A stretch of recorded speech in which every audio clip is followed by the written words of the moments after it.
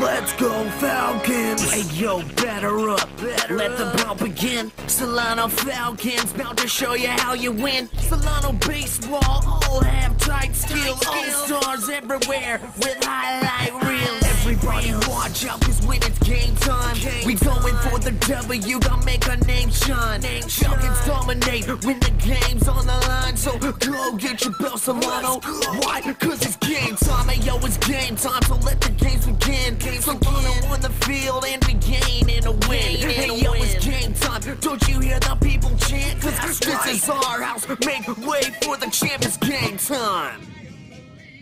Well, good afternoon, folks. It's a windy Saturday afternoon here at Bill and Louise Yarborough Stadium. First conference game for the Solano Falcons here today. I'm with Tyler Stover, and I am Zach Poff. Now, Tyler, what are some things to pay attention to here in this contest in Solano's first BBC game? Well, you know, Solano dropped a close one to AR last week. Yeah. Janest on the mound, he's really been attacking the zone, and he's been, like we talked about earlier, a more consistent part in the rotation. He's the front end. He's the ace. He's the guy that you want on the mound, especially on Saturdays. It's going to be tough with the conditions right now. It's windy, blowing straight out to left. And Yuba City, they've been putting up some runs. They've also been giving up a lot. But Andrew Masters on the mound for Yuba with a 1.50 ERA, 2-1 on the year, 18 innings, and 7 strikeouts. So he's more of a contact pitcher. So look for the bats to come alive today from both sides and see if maybe the wind's going to play a factor in the decision today. And we got the opening pitch coming up here pretty quick. Nate Janess versus Andrew Masters. Now, for more on Solano's lineup today, we're going to send it over to that. Alvaro Wakaba, sophomore shortstop, Vannon High School. Joey Dyson, freshman infielder and outfielder, American Canyon High School. Josh Linney, freshman infielder, Montgomery High School. Garland Webster, freshman third baseman, Army High School. Bo Siegel, sophomore first baseman, Rodriguez High School. Darian Evans, sophomore outfielder, Rodriguez High School. Jacob Pavlovsky, sophomore outfielder, Albany High School. Ian Acosta, sophomore catcher, Vacaville High School. Josh Meekum, freshman outfielder, Vanden High School. Nathan Janess, sophomore pitcher. Well, Solano's sending out arguably their best pitcher so far this year in Nate Janess. Now, Janess, he's been money this year for the Falcons. 1-1 record, ERA 2.53, making his 5th start here. And Tyler, what do you want to see early from Janess here today? Just attacking the zone, the outer part of the plate. We talk about in all the other broadcasts, but especially with junior college level, you just got to attack the outer part, try to get ground balls pitched to contact. And like we talked about earlier, the wind is going to play a big factor. So you're just going to have to keep the ball down, get a lot of ground balls, especially to the fierce fielding Alvaro Rubalcaba. And Janess, too, coming off his best start of the season last week, got the no decision, but went 7 strong, 1 earned run allowed for Nate Janess against one of the top teams in all Northern California in Santa Rosa. So Janess trying to make it another quality start here for Coach Stover. And Yuba coming in this year, they're 8-6 overall, but off to a slow start here in conference play, 0-2 as they dropped their 2 games to the College of Marin earlier this week. Yeah, they played Marin last week, and they lost 10-8 and 16-4. They're still racking up the hits. They had 11 both games, but also giving up a lot, too, with 17 in Game 1 and 18 hits in Game 2. So look to see Masters with the 1.50 ERA, see if he can sell in and get in a groove. As we've seen, the Solano hitters have been real hit or miss. So let's see if at home league play, maybe there's some intensity, a little more than normal going in. And, of course, Solano lost their last game against ARC, but the one good sign was they did put 7 runs on the board, lost that one 9-7, so it's nice to see the bats come around right before conference play starts. And we are set. First pitch, Janess, a little low, ball 1 to Brian Murphy coming in, batting .375.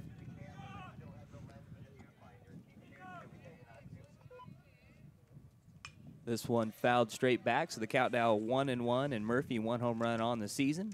Hayden Mahe Leesman on deck, and T.J. Dove, the number 3 hitter for Yuba.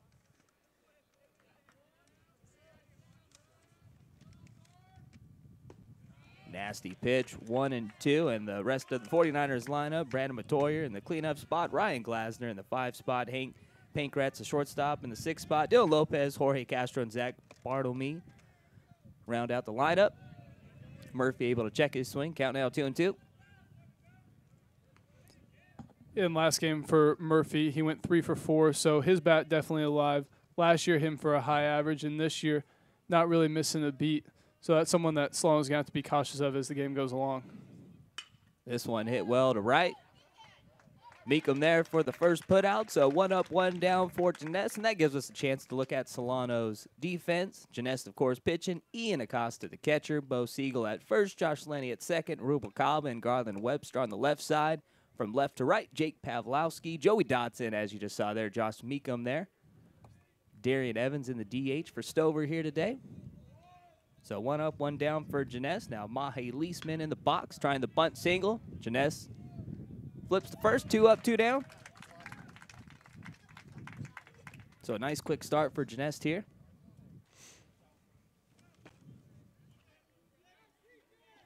And that's been the one thing with Jeunesse, too, I've noticed. When he gets off to a good start, usually you're going to get a very good start for Jeunesse. I mean, the times teams have got to him has usually been early on in contest. And I think last week's game against Santa Rosa, he gave up that 1 run in the 7th. I think he just started to wear down just a little bit. So the number 3 hitter, TJ Dove, in the box, 259 average with 8 RBIs. Yeah, and I've had a chance to talk to Jeunesse a lot at practice and just shagging in the outfield, and it seems like his mind's right. He's really focused. He says he feels good after sitting out 2 years ago. So he says that he's got good command. His arm feels good. He can trust his defense behind him, and I think that's big for a pitcher. And I think me and you were talking about in the Delta game how you just got to be able to compete and know that your guys behind you are going to play good defense. And, you know, it can't be that hard when you have Alvaro Rubalcaba short making tremendous plays. So I think that the mindset's good, and maybe we'll see if some of the younger guys can follow him going into league play. So the count now 2-1. As you mentioned, Rubalcaba, the kid's just sick with the leather. But the left side for Solano's defense, along with Garland Webster, I mean, that's one of the best defensive left sides in all Northern California. Garland Webster's been money with the glove over at third. 2-1. Gets the outside corner. So the count now 2-2. Jeunesse trying to get a 1-2-3 inning here. And it's got to be nice as a pitcher to see that outer part of the strike zone. You get that call. Yeah, and that's what we talk about, just attacking the outer part of the plate. Dove gets just a piece to stay alive. And not to overshadow the outfield. The outfield play has been good as well. Joey Dotson, one of the fastest guys on the team, if not the fastest. It's just nice as a pitcher, and even Nate Jeunesse was telling me how knowing that you have such an athletic guy on center who can track many balls down the gaps. Chopper hit. Rubalcaba takes it on 2 hops. Strong throw. 1-2-3 inning for Nate Jeunesse. Bottom of the first coming up next.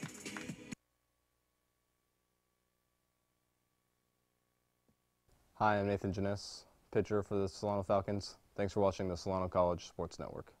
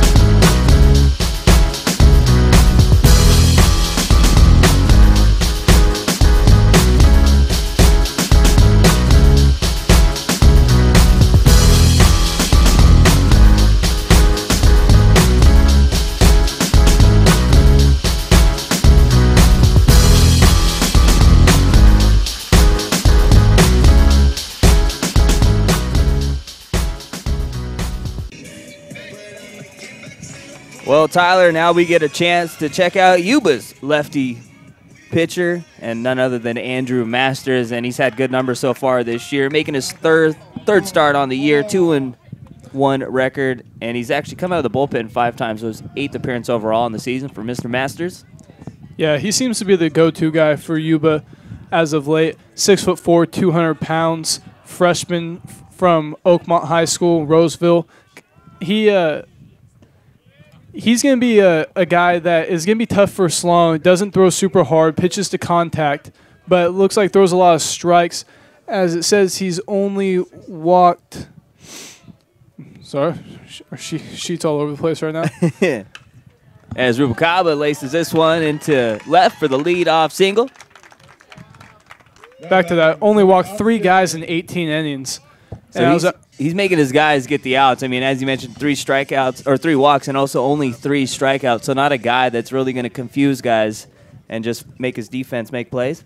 Exactly. And Alvaro getting the hit to left. That's big. You just got to jump on a guy who throws a lot of strikes.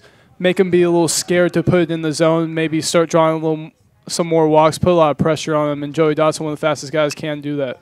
Bunt down the first base side. That's going to be a tough play. As Matoyer flips it to the second baseman, Castro in time. So nice play there by the first baseman, Matoyer. And heads up play by Castro to get over there in time. I mean, Joey D's not an easy guy to beat down the first base line. No, not at all. Even though he was out right there, that's still putting pressure. Now next time they might have to rush it and then flip that ball out with a lot of foul ground down the right field line. That gets Alvaro into third, and then Joey at second with Josh Lenny up. So right now you got Josh Lenny, a good hitter, leading the team in RBIs, runner in scoring position. Yeah, 11 ribbies for Lenny this year. Garland Webster, last Saturday's hero, on deck. And Bo Siegel in the 5 spot here today, playing first base this afternoon. So Masters is going to have to face 3 consecutive 300-plus hitters here. Rubalcaba, good speed on second base. Count now 2-0. And what are some things you like about Lenny here in the early part of the season? He really stays inside it. He buys into hitting the ball the other way, which actually, in a way, leads to more balls to the left side because then you're keeping your hands inside. Anything in, you're not going to get long. He gets the runners in with runners on second base. You know, he's the guy that you want up to drive the guy in. He's got a lot of opposite field power and pretty good speed with it. But this is a tough guy, Andrew Masters, to face, especially if you're a right-handed hitter even, because he throws so slow and the ball just kind of falls in there, and you just want to get your foot down and hit over the scoreboard. But with a guy like that, he's designed to get ground balls, rollovers, things like that. Josh Lane, a mature enough hitter to know that. So let's see how he attacks it.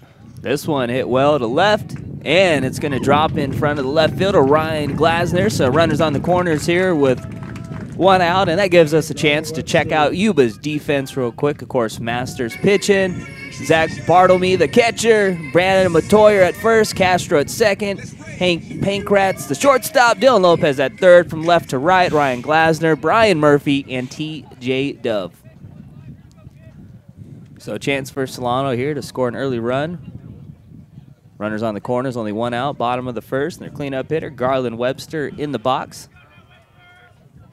Garland very versatile, and we know that Coach Stover likes the first and third bunt, as a lot of teams do nowadays with the bats. So look for that right here, and he's still got the stick, as we saw by the walk-off last win for Solano. And that's what Garland brings to the table, not just his glove that we talked about, but also being able to bunt, buying into that, being able to shoot a ball into the gap and score some runs. And that's really important, and that's what Coach Stover likes. He likes very versatile type of players that will just buy in. Gets the bunt down. It's going to score a run. Might even get a hit. Excellent play by Masters, but the first baseman, Matoyer, can't field it, so runners safely aboard on first and second. 1-0 Solano. The sexy RBI bunt single right there. That's just buying in like we talked about.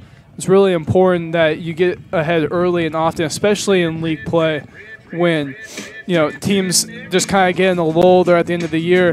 Yuba just dropped the last 2 games, and it says they're 1-2 on the road, so they haven't really played many games. They're 7-4 at home, so they're not really used to it. Some of these freshmen, Masters, he has made 1 start on the road so far, so it's important for Solano to jump early and often and then get Nate Janess a nice early lead. Bo Siegel in the box, lefty on lefty matchup right here.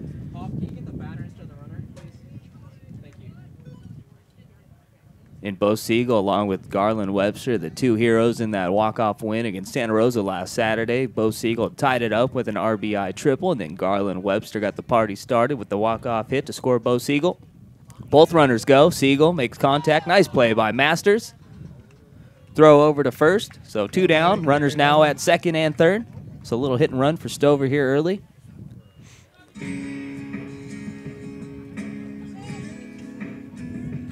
And Master showing his defensive skills right there. Is a nice athletic play for the. Yeah, the big guy can get off the mound. Yeah, that was nice. He's got his PF Flyers on. So Darian Evans trying to cash in a couple more runs here with 2 down. And I tell you who's happy right now. That's Nate Janess, because last week he pitched 7 great innings, but was in line to get the loss when they're down 1-0. Yeah, Janess just been a bulldog out there. Yeah. And I'm sure that he wants the offense to do the same. The offense kind of getting in a lull. At times, you'll see very streaky by the Solano hitters. And for a pitcher like Janess, who's so overpowering and just such a leader, not just on the mound but in the clubhouse, it's important to get the early lead, and then he can kind of get in a comfort zone, and you can just kind of follow the momentum that way.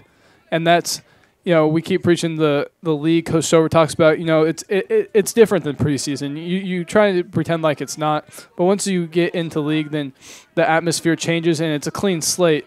You're 0-0, and nice cut, fouled straight back. And every team just kind of, they think they have a chance right now. So even for Darian Evans, struggled as of late. But this is a situation where you're just going to kind of have to bear down and do anything you can to get those runners in. You got to get the early lead for him. Yeah, Darian Evans batting 200 on the year, only 2 RBIs.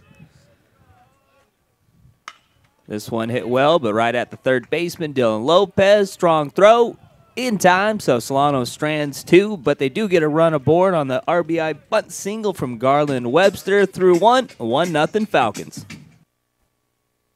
Hi, my name is Joey Dotson, freshman infielder for Solano baseball program.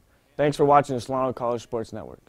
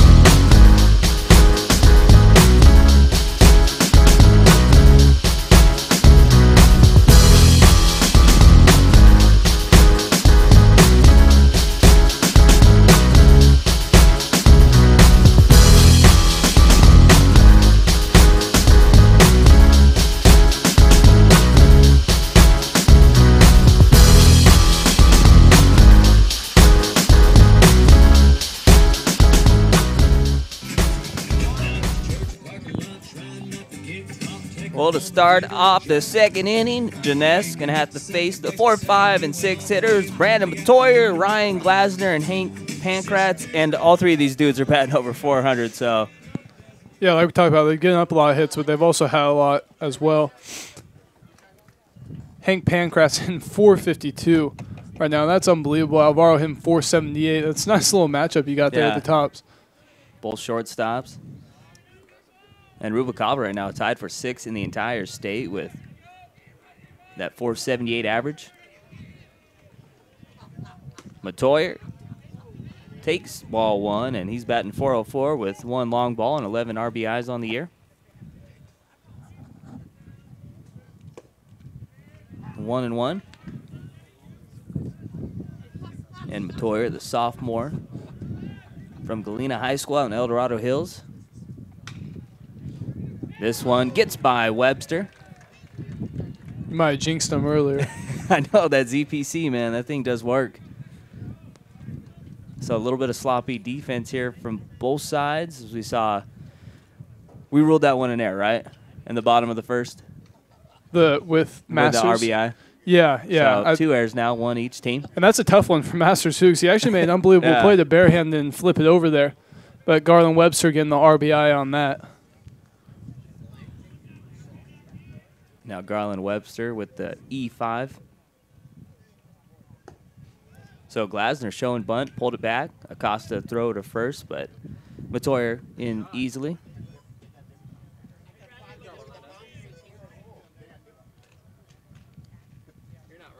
Now, Jess the type of guy where after Garland making that error, he's not going to dwell on it. He's just going to go attack the next guy. And I think he just expects Garland to just be ready for it, to do the same. And now they might have Acosta, or they might have the runner there, but Acosta a little errant on the throw. Allowed Matoya to get back safely. But yeah, that's what you want defensively. You want both guys just be able to turn the page, work together, and know that you're gonna pick up your teammate. And that's the type of leader that Janest is. He's just gonna go right after guys and do everything he can just to pick him up. So Glasner shows bunt, pulls it back. Acosta with another throw to first, but Matoya back in time. So the count now 3-0 to Glasner. Now, is the runner on first kind of affecting Janest here now, pitching out the stretch? Yeah, it might be. This is the first time we've seen him out of the stretch today. It's only the second inning. Strike one. But, even lately, Janest's been grooving. So he's been mainly in the windup. And, but like we said, it's the leadership thing. He really focuses on mechanics. I see him in his bullpens in practice, really focuses from the stretch.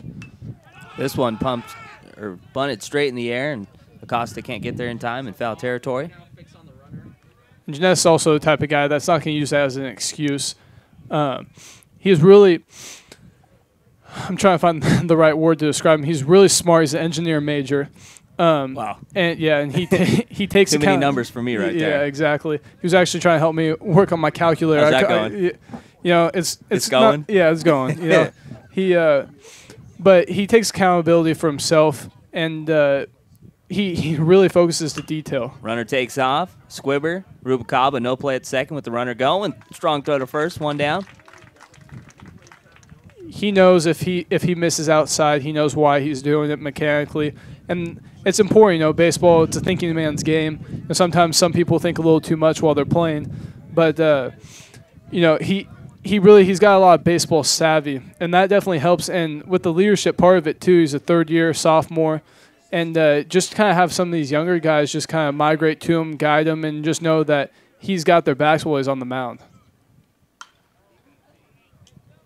Hank Pancrat's first pitch swinging, fouls that one off. And as you mentioned earlier, batting .452, and the shortstop matchup here today, one of the best ones we might see all season. Both guys batting over .450, and Rubalcaba might be the best defensive shortstop in the entire state. I would say so, yeah.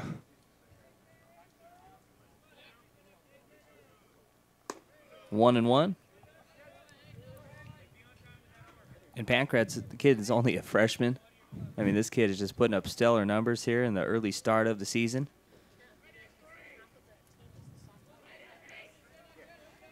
This 49ers team, they're 7-4, which is a good start to date. They're dropping the 2 to Marin. But offensively, they have some good signs. They have some good players, really high averages. This one hit right at Josh Lenny. Easy flip to first, 2 down. Matoya now 90 feet away from scoring, over at third base with 2 outs. So good job by Janest. Trying to pick up his guy, Garland Webster, made the error, allowed Matoya to reach. He's got back-to-back groundouts. So it's nice to see Janest pitching out of the stretch, and he's still doing pretty much the same stuff he was before. Exactly, yeah. And I know I've been talking about leadership a lot. It's what Coach Stover and even Nate Janest like to talk about. But like a situation like this right here, first guy gets on with an error, freshman mistake, maybe pulling his glove up a little early, and then Ballin now getting the runner third, 2 outs. And now this when leaders finish, it's only the second inning. It might not mean that much, but in the grand scheme of things, it's really important. And for Janest, he knows that. And even Garland's starting to mature a lot more as a player, knows, he can't make that mistake, especially in this situation right now. And it's a learning moment. Everything's got to be a learning moment for him. Nasty pitch. Count now 1-2 as that one's fouled off by Dylan Lopez. And this is where the order really tails off a little bit. You got Dylan Lopez batting 107, then Jorge Castro 125, and Zach Bartlemy, the catcher, batting 0-4-0. These are the guys that you can't have beat you. Exactly. Especially early in the game, situations like this, you can't take them for granted. Strike 3. Nate Janest gets him looking as Matoya stranded at third base through 1.5. Solano up 1-0. Hi, my name is Dylan Dupe, sophomore pitcher. Thanks for watching the Solano College Sports Network.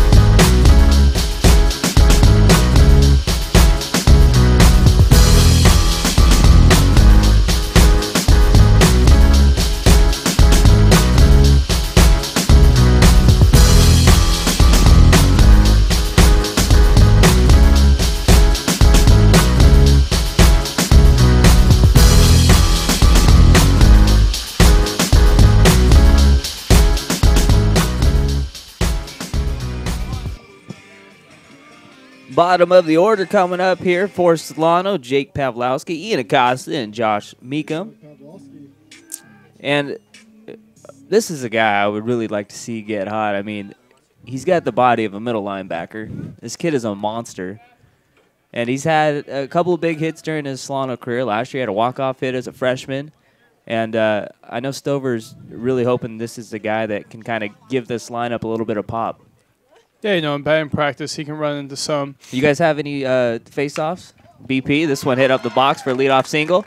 Who hits the ball farther, you or Jake Pavlowski? I don't know. It's been a while since I've hit. That's right. You get the bag. Yeah, you can ask me in a few months. You know the answer. You're just a nice guy. Right there again, the hit. That's just going to be some confidence for Jake Pavlowski going forward. And like you said, they do need him to get hot, especially at a park like this where the wind just howls out. Bigger guy, more of a ground ball guy when they need him to be more of a fly ball kind of guy. So let's see if maybe Acosta can get the job done with the bottom of the order. And, Acosta hitting 364. Yeah, 364. Yeah. And you could bet the house. I think we both know what he's doing right here. Yeah, I think everyone here knows what he's doing. I love though. He's old school. No batting gloves. He's got that Moises Alou going. Vlad Guerrero. Right? Yeah, there you go. Bunt down the first base side, and it just tails off right where the grass meets the dirt and takes a bounce right. You old school? You go no batting gloves? No, you new generation? Yeah, I'm new generation. Batting gloves all the time. Actually, I wore them.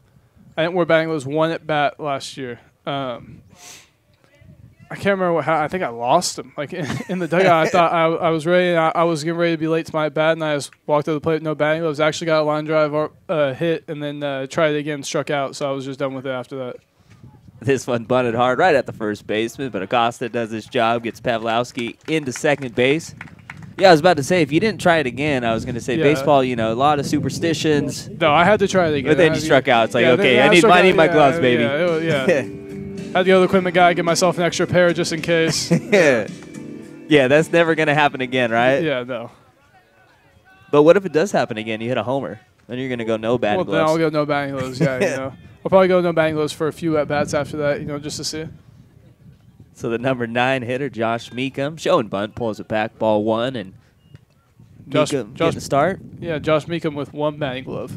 So, wow. Yeah, so we're really mixing it up here for the Falcons. He's trying to start something new here, a little trendsetter. I guess. I think Pavlowski was going one batting glove too. Have you ever seen anybody do that? Is that common or something I really haven't seen? I haven't seen it. Meekum bunts this one foul. Maybe it's a trend, Trend's got to start somewhere. Right here, we saw it first, Fairfield, California. All right. Yeah, we got to trademark this. Yeah, there you go. Tweet it on our account. Post it on Instagram. Well, I tell you, one guy that's not going to go one batting glove, and that's the guy on deck, Alvaro Rubalcaba. Yeah. He's not changing anything up when you're batting nearly 500. And he's had a hit in every single game for Stover here, 13-game hitting streak to start off the season. What's your longest hitting streak? That's a good question. Players don't keep track of that type of stuff. Some guys probably do, but I don't think personally you keep track of it. I think if someone tells you, that's how you'll know. I mean, if you're going good, the last thing you're thinking about is baseball. Yeah. You're just kind of thinking about other things, and it's just kind of coming natural at that point. And then it's when you go in the slump, and then you're like, okay, I've gotten 3 straight hits. All right, now I need to keep it up. But when things are going good, like for Rubalcaba, I bet he doesn't even know that, honestly. He's just playing the game, having a good time with it, and now hopefully trying to get some more wins in the win column.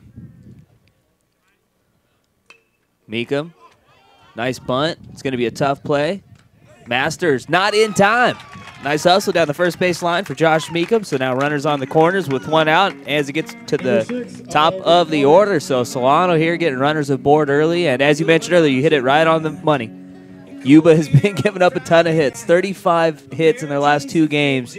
Now Solano here with 4 hits so far. Yeah, Rubalcaba a lot like Webster, where we say, he could swing away and you'll have confidence that he'll be able to drive the run in that way, or he could bunt it in with his terrific speed. So and he can even drag bunt too. You know, there's just so many options for Rubalcaba. Is there anything this guy can't do? You know, he likes to think that he can hit home runs. He's got one. He's got one. He's got one. He likes to think he's got home run power. He hit the weight room, got a little stronger. He thinks that he's got the big home run power. But other than that, you know, he's a terrific player all around. A really good athlete, defensive leader out there. He's a big part of this team, and as they're moving forward through the league, as playoffs start approaching, he's going to be a big part of their success all the way throughout. And he's trying to get that bunt down to score a run. And as you mentioned, I mean, he's very capable to get that bunt for a hit, too. And I know Rubalcaba was probably talking a little junk to you because he knows that you guys can't face off each other to show who has more power. So he can enjoy his moment here. There's nothing you can do about it, yeah, right? He can enjoy his moment, yeah. You know, we like to give each other a hard time. I like to stand really close to him so he knows that he's a lot smaller than he acts. You know, but what's Rubalcaba listed at? Alvaro is 5'7", $155, and that's sweating. Now the throw in time to get Meekum, and Pawlowski stays at third. So we've seen Stover run this play a lot, but usually we'll see Pawlowski jet down the third base line and allow Meekum to kind of get in that pickle between first and second. I think there was a missed sign there because he was straight stealing. He wasn't trying to stay in the rundown. I think maybe Alvaro might have missed a hit and run, or Meekum even missed it too. But even now with 2 outs, you know, still this is the guy you want up if there's 2 outs. And Rubalcaba still showing bunt, pulls it back, a little low, count now 2-1. And now if you're Masters here, I mean, you really don't have to give Rubalcaba much to hit now with first base up. I know it's still early. You don't like to give away free bags, but when a guy's number 6 in the state with a 478 average, I mean, might want to go after somebody else here. Yeah, you don't want to give in to a guy like this early in the game. Count now 2-2. That one fouled down the first base side. Well, as we saw, I could be wrong about this. I think it was Santa Rosa. It was about 2 weeks ago. They intentionally walked Rubalcaba, and he would have been the tying run. And in baseball, you don't. Yeah, it was the Delta game. The Delta game, yeah. And you don't intentionally walk to get the tying run ever, but this one hit right at the second baseman. Castro to first in time. So Solano strands a runner at third through 2. Solano still up 1-0. Thanks for watching the Solano College Sports Network.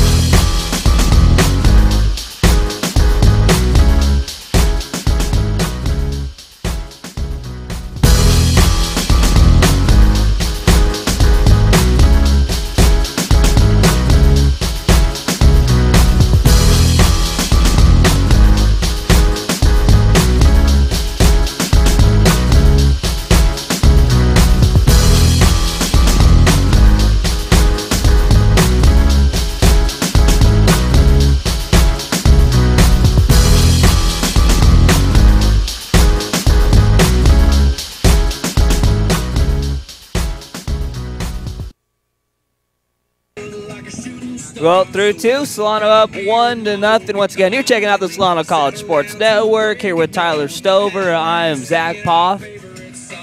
And what do you think Janest here is he's almost gone through the order one time?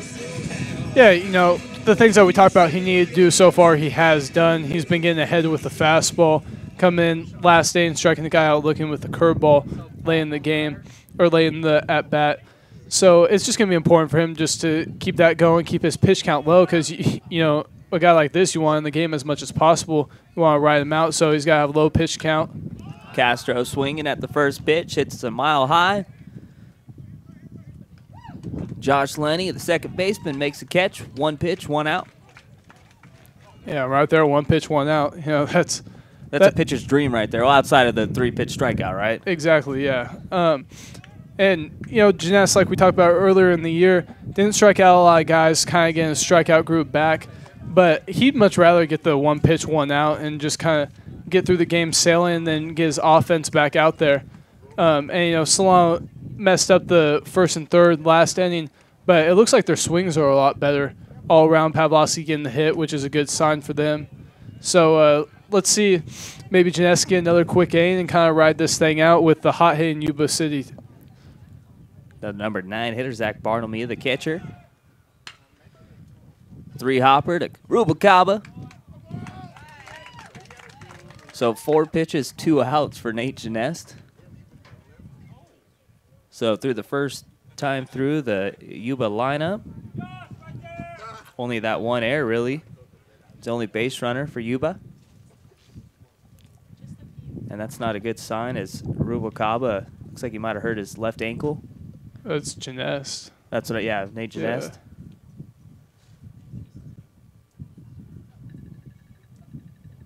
As Stover comes out, along with the medical staff.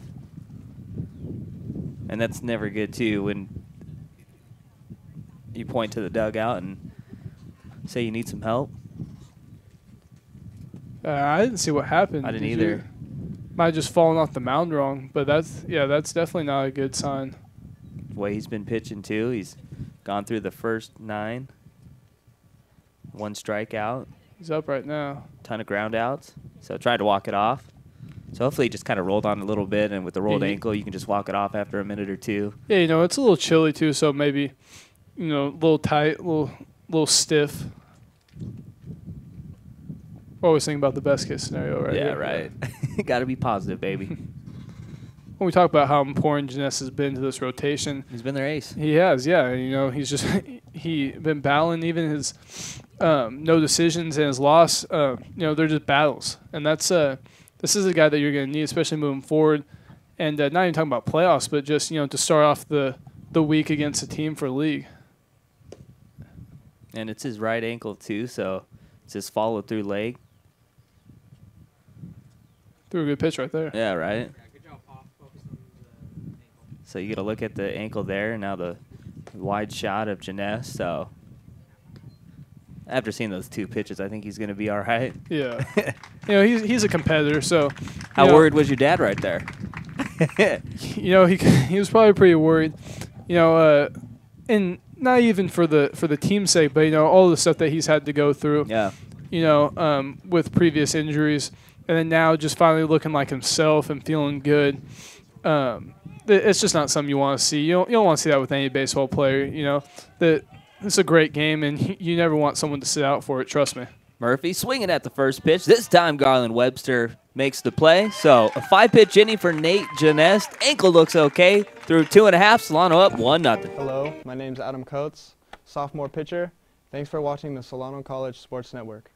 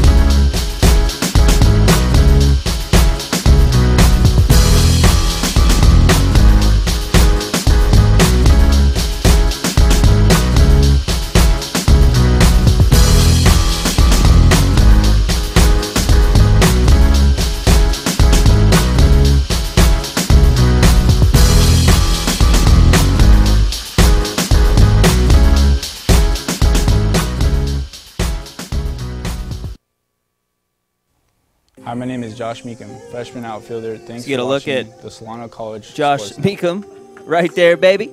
And 2, 3, and 4 hitters due up here, bottom of the 3rd for Stover. Joey D, Joey Dodson, Josh Lenny, and Garland Webster. And Dodson and Webster, really no official at bat. Both got the sack bunts down. Josh Lenny on deck, 1 for 1 with a single.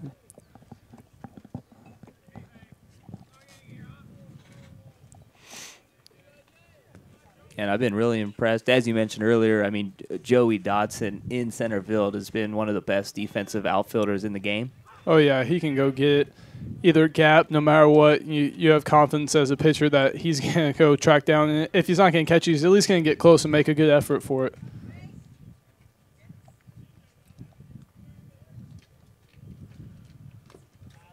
Swung at this one in the dirt. Count now 1-1. With the foul ball, I think it's a good time to acknowledge that our PA announcer and music guy He's been on the money with the scoreboard. I mean, Mark, when he's doing the scoreboard, it's always wrong. Yeah. Every time. Yeah. This has been money. You know, Mark's gone. Now you have Evan Facenda and Jay Wagner. He's killing it. A.K.A. Swagner in there. So we just want to give them their props. Help the pitcher out there. Swung that one in the dirt. Strikeout for Joey D. And I love how it took you, 3 innings to finally give your boy a shot out. No love in the first? Yeah, no love in the first. You know, he really butchered some things early on. Yeah, some things, a lot of things. Yeah, a lot of things. But I think he's starting to settle in now. Yeah, he's getting comfortable. I don't know if Mark's going to have his job back. Yeah, I think we're going to get Mark his job back. I don't know. Yeah. And Jay Wagner just on top of the scoreboard. Oh, so it's the other guy running the scoreboard. Yeah, That's what it is. Yeah, it's the other guy. Okay. Look at that. We got 2 seconds went by, and then the ball's already up on the scoreboard. I don't That's even just a think great it was job. that long. Yeah, I don't even think so. Yeah, I think you're right. Yeah, the music's a little delayed, though. The music guy, the music choice, too, has been a little shaky. Yeah. This one in the 5.5 hole for the single for Josh Lenny. 2 for 2 now. I mean, this music is kind of like 2013. Like, it's 2015 now, right? Yeah, I don't think he's updated his music choice. Yeah. So, something's going on in there. He's not even wearing a Solano College hat. He's wearing a Toronto Blue Jays hat. Yeah, what's up with this? And, I mean, at least pick a team in the U.S. Like, I mean, the guy's not even wearing socks. There's a lot going on right here. He knew 24 hours in advance, so he had time to prepare. Wow, he had a full day? Yeah, full day. Wow. Yeah. Showed up with McDonald's. He's got to be better than that. Did he give you anything even, or just He did. He actually he gave me a McNugget. Yeah. Wow. So I would stay away from the McNuggets. You hear about all those McNuggets getting recalled there? No, I only had one, so hopefully he had the whole thing. Oh boy. Yeah. Better go to the doctor after this one. So Garland Webster up with 1 down. Josh Lenny at first. 2 for 2. 2 singles for Mr. Lenny. And Josh Lenny really been consistent this year for Scott Stover. 333 average coming into today and 2 for 2 in this one. Like we said, leading the team in RBIs with 11. He's been a nice addition. This one hit past the diving Dylan Lopez, so back-to-back singles for the Falcons. But Garland Webster, man, as I call him G-Money, this guy has been clutch all season long for Stover. Another guy batting over 300. I'm really liking the way this team has been playing baseball through the preseason. I mean, they finished the preseason 5-7 overall, but I believe 10 of those 12 contests were against teams ranked in the top 20 in NorCal, too. So they were playing very tough competition and almost walked out with a 500 record. Yeah, back to Garland. It's actually not G-Money. It's Primetime, self-proclaimed. Oh, okay. Yeah. All right. I see where you're going, G. Yeah, so if any of you want to follow him on Twitter, it's Primetime. Primetime? Yeah, so, again, self-proclaimed. I don't think anyone gave him that nickname. What about my guy Bo Siegel? Has he got his own nickname, too? Yeah, Bo's grandpa. Bo, actually, he's I think when he was in high school, I don't even think Twitter existed, personally.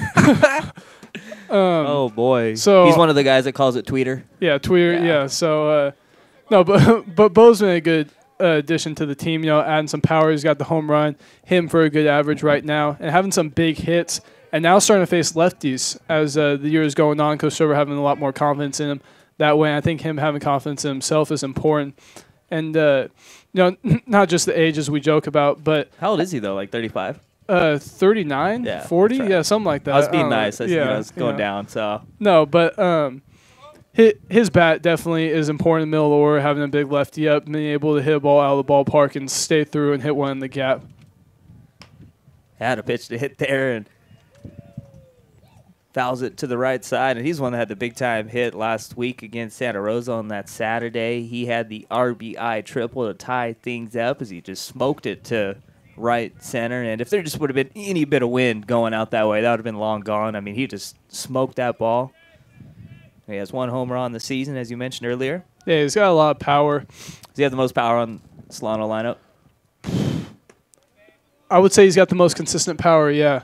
From the left side, and as we know here, normally the wind blows out to right. It's actually kind of swirling today, a little more towards left. It started big out and left. It's kind of died down a little bit now. Yeah, but, everything that comes off his bat, even his ground outs are hit with authority.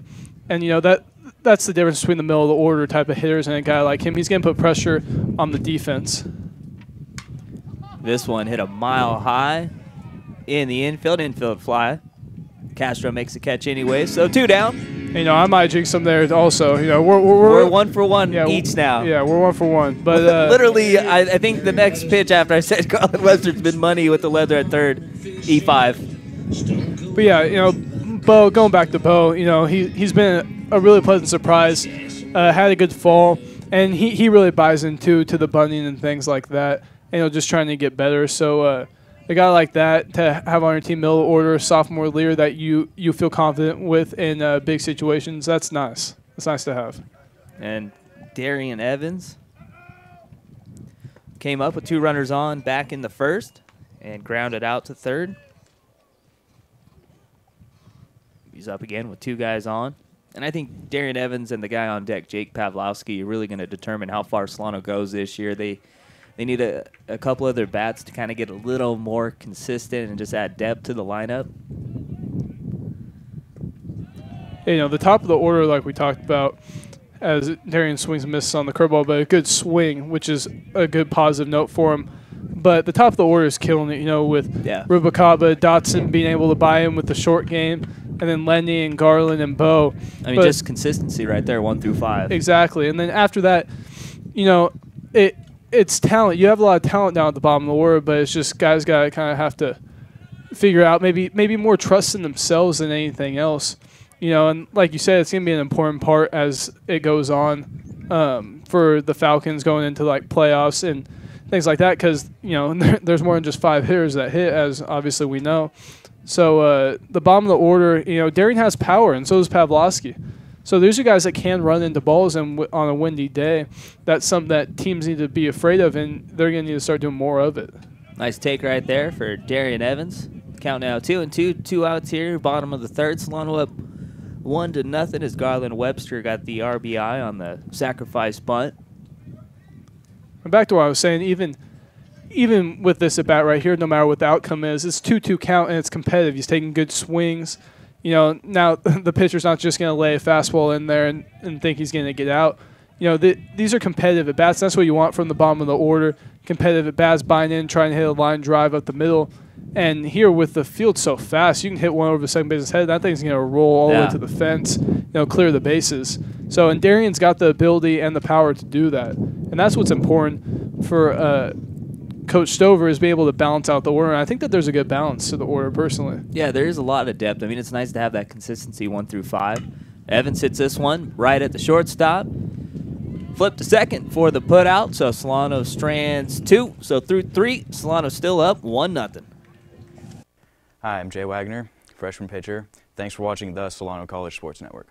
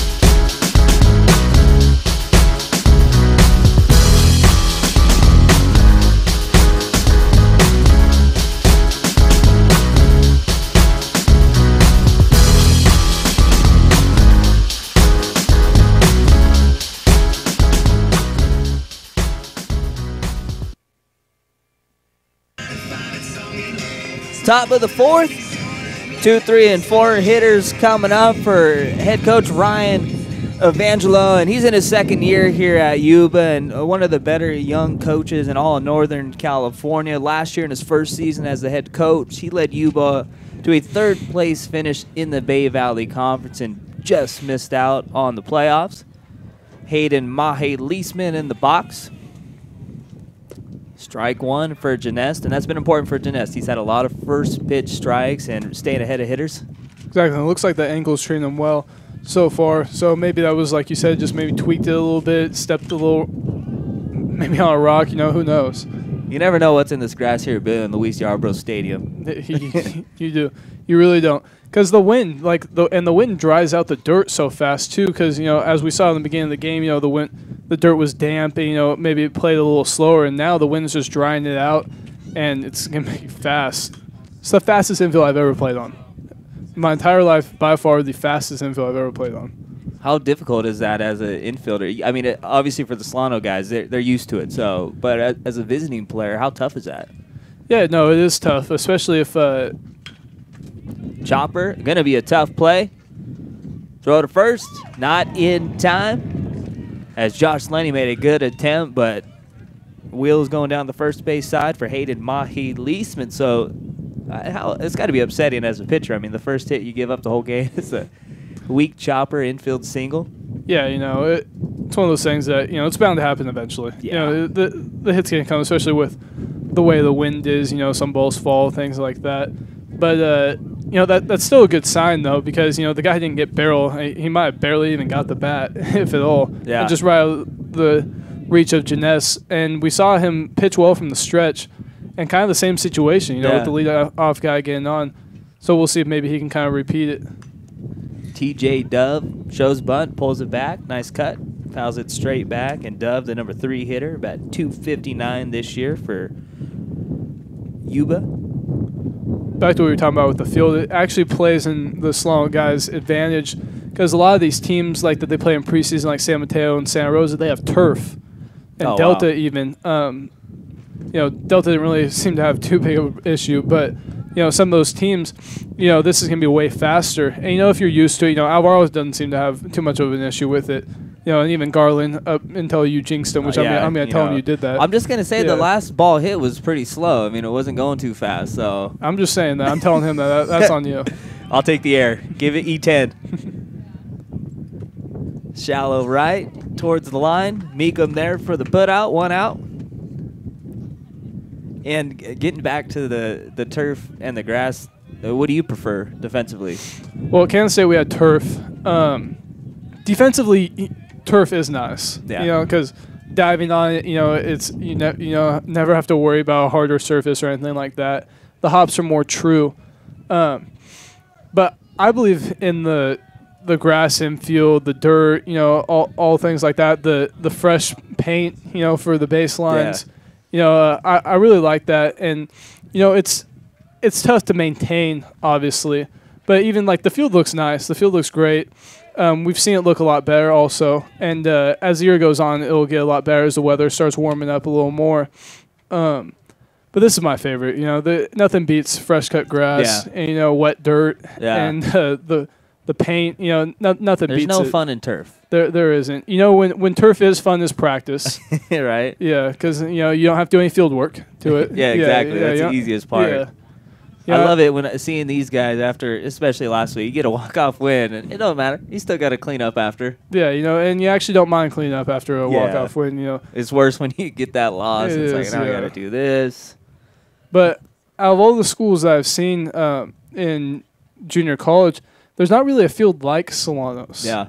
Very unique. With the high fences, but the wind, even it just seems like it's just kind of a different atmosphere, really nice, the dugouts are nice, things like that. And beyond that, it just seems like a big outfield, there's just something about this place that's just a lot different than all the others. Yeah, if I'm a pitcher, I would love this place. Exactly, yeah. This one hit well right over the glove of Garland Webster, and this one's going to roll right in front of the warning track. They're sending the runner home.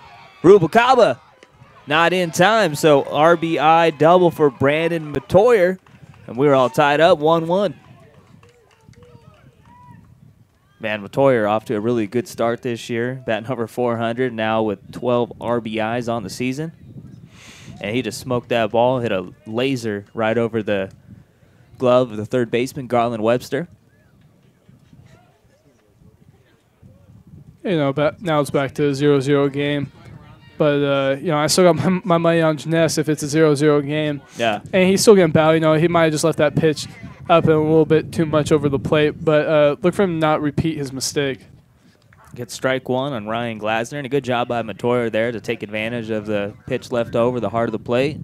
Yeah, and the thing that baseball fans, some of them might not understand, and this is when the savvy comes in, that pitch right there that he is through, that's a good sign right there, knowing that he's still locked in and he's going to pound that outer part of the zone and that he's not going to let that happen again. You know, he wants to get out of this inning and he wants to give his offense a chance to put him ahead. So that's a good sign. That's what people who follow baseball, you know, you and I, and even our guys on the scoreboard. Hey, let's not get carried away now, all right? Yeah, you know, yeah. maybe one of them in there. But Janess fakes the throw to second. But that's important. It is things like that. You can't lose focus when adversity happens. And the ones that do, you know, that's just when the game starts spiraling out of control. You see that happen a lot, too, with pitchers. I mean, you serve one up, and it's very important that next pitch is that one just misses, count now 1-1. It's an important pitch. I mean, you get your confidence back. It's like, okay, I just missed that last one, but I'm good. It is. And, you know, as a hitter, I always feast on the guys that just gave up hits because you know that they're just in their own mind. This one hit well, and it's right between first and second. Matoyer, not the best speed as he's held up at third. And you can see the look of frustration on Janess' face as he's coming towards our area to back up Acosta, the catcher. So good job of hitting there by Glasner. That's the tough part with this Yuba team. You hit a stretch where you face 3 consecutive 400 hitters, and you've seen a double and now a single from 2 of them, and now you got to deal with the freshman who's batting .452, Hank Pankritz. So he's hoping for a hard hit ground ball right at Rubalcaba or the second baseman, Lenny. As Scott Stover comes out to have a little chat with Nate Janess, and that's going to be it for Janess. So maybe the ankle's still bugging him a little bit. So Janess goes 3 1/3. You would have to guess the ankle's not 100% right now. Still went out and tried to battle it out, but yeah, I would think that maybe more of caution for Coach Stover getting him out early. You know, because it's still early in the year, and you don't want something further to happen, especially to your number 1 guy. Exactly, especially and you have Dustin LeBeat, who's a good pitcher. You know, you're definitely not just throwing a scrub in there. So. You know, look for, you know, I still think that the momentum's in Solano's favor right now. You know, even though it's kind of going towards Yuba a little bit. But you're still at home. You know, it's still a good day to play baseball, maybe a little chilly. But let's see if maybe... You getting cold there, partner? Oh, I'm getting cold, yeah. No, I am. And, I mean, you're not even wearing a long sleeve. You got, what, collared shirt and some jeans on? Hey, I'm cold-blooded, man, so I'm good. Your boy Dustin LeBeat, though, I mean, he's been money. I mean, making his 6th appearance, 1-0 record, ERA at 2.30, 15 2/3. The one issue that's been a problem for LeBeat, though, is kind of control. 10 strikeouts, which is nice, but you don't like seeing the 9 walks. No. And that's been the thing with the Solano's pitching staff this year. A lot of walks. I mean, you look at the walks total and the strikeouts total.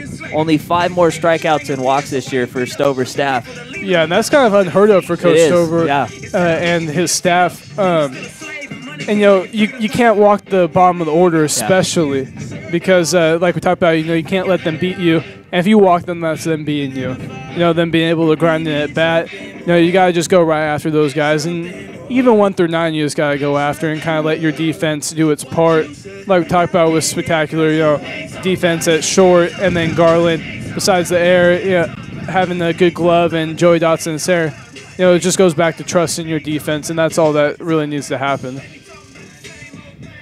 So how tough, I mean, I know relief pitchers love to come out when there's nobody on base and to start an inning, but how difficult you think that is for a guy like LeBeat to come in and you got a couple runners on, only 1 out? No, it is tough, you know, because then, you know, it's kind of like the accountability thing where, you know, it's not your runner. You know, it's like it wasn't your fault he got on, anything like that, but, like, you have to get out of the jam. That's picking up guys That's what you need to do. In the bullpen, it's nice to just think, oh, yeah, no one's on base. Like, it's nice to think about that. But now you don't just have one runner on. You have first and third. Yeah, you got a guy 90 feet away. Now it looks like he's trying to bunt.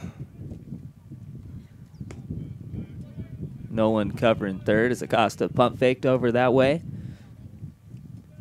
And, I mean, almost wouldn't mind a guy batting 452 to get the bunt down, but that was just kind of a show-me bunt right there, pulling back all the way.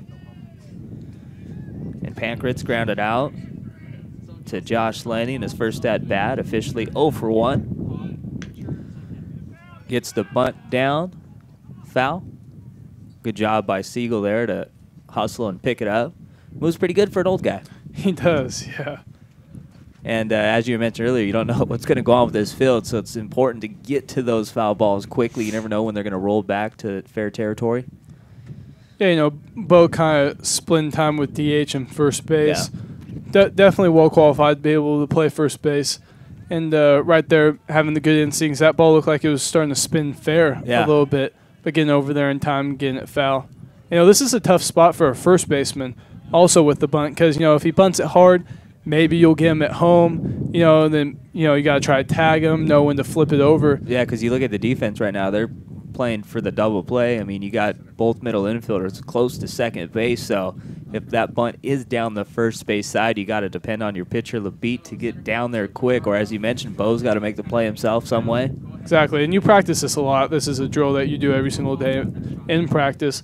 But it's kind of the pre-pitch, knowing, all right, if it's bunted hard at me, this is what I'm going to do. The communication, you and the pitcher, something like that. Tried the old third to first look. Of course, not allowed in Major League Baseball anymore. They got rid of that. Mm-hmm. So we'll see if that eventually comes out of the college game too. So the wind's starting to pick up a little bit more here in the top of the fourth. This one hit a mile high, shallow center. Joey D coming on, so big time out right there. Nobody can advance, 2 down. And Joey catching that in the infield. Right? He's like, Rubalcaba, you make enough plays, bro. I'm going to come in and get this one, all right? Well, off the bat, I think Alvaro thought that was going to be hit a little further, but look at the flags now blowing straight in, which I have never seen at this field. It blowing straight in towards us, which isn't fun for us by any means. I'm getting a little chilly now. I gotta say. I thought you were cold-blooded. Not that cold-blooded. Not that cold-blooded, right? no, yeah. Then when you get that 20-mile-per-hour gust of wind right in your grill. Yeah, I'm wearing sweats and a long sleeve and a beanie, and I'm so cold right now. Man, you're going all out. Yeah, I might need like a parka. One of the jackets Coach Stover's got. Right. He's probably got like a heater in his installed or something. He's probably got something. Yeah, you know how he's not as hard as he looks, right? What's that? Your dad's not as hard as he looks, right? No. He's got a little soft spot. Yeah, he's got big a teddy bear. Yeah. All 6'8" of them. Yeah, I hope he's not listening to the 4th inning when he checks this one out. So 2 down here, runners on the corners. Foul tipped into Acosta's glove. So Yuba's hoping Dylan Lopez can get a 2-out hit here, and hits have been hard to come by for Yuba's number 7 hitter. 107 on the year, does have 4 RBIs. But that was a big time out for Labitte to get the 450-plus hitter out. Throw to first, not in time. You going to be able to battle through 9 innings in this cold weather here? Yeah, no, I think I'll be fine. Heard you shivering a little bit over there. Yeah, a little bit. I was just thinking about how, the wind, we talked about how it was blowing out and it could be a factor. Now it blowing in could be an even bigger factor for some of these hitters, balls that, might be gone or off the wall or in the gap, they're just going to die. As we saw Joey thinking it was going to be a routine fly ball and having to catch all the way in the infield. That pitchers, that's something that a pitcher wants right now. And it kind of sucks for... It's their best friend right there. Exactly. It kind of sucks for Jeunesse because it seems like it just started happening once he got taken out. Yeah, Labitte must have said a prayer or something coming in. He's like, hey, can I get a little wind? Help me out here, Yeah, JC. something. selfishly, I don't really like that because it's just blowing straight for us. And he can even pick up the wind through our mics. I mean, it's gusting here at Bill and Louise Yarborough Stadium. You're checking out the Solano College Sports Network. I'm Zach Popp here with Tyler Stover. 2 down, runners on the corners, top of the 4th, 2-1 pitch, strike 2. Nasty pitch right there. This one you got to finish them off right here. 2-2, count, 2 outs. Likely the runner at first can be in motion. Maybe they might even try one of the stop and go plays. Just try anything they can do to get that runner in and get the lead. So this is when communication is going to be key, and Destin LeBee is just going to need to bear down and do what he needs to do. Help his team pick up his guy, Nate Janess. So Dylan Lopez came up in the 2nd inning with Brandon Matoyer on 3rd base, and he struck out looking. The only strikeout Yuba batters have had so far in this one. LeBeat hoping he can make it 2. 2 down, 2-2 count, 2 runners on. Deuce is wild, as my guy Vince Scully says. Sharply hit. Webster, 1 hop. Throw to first easily. So good job. Dustin LeBeat comes in and strands 2 runners. So Nate Janess, final numbers, 3 1/3, 1 earned run through 3 1/2. Falcons and Yuba tied 1-1. Hello, my name is Darian Evans. I'm a sophomore outfielder. Thanks for watching the Solano College Sports Network.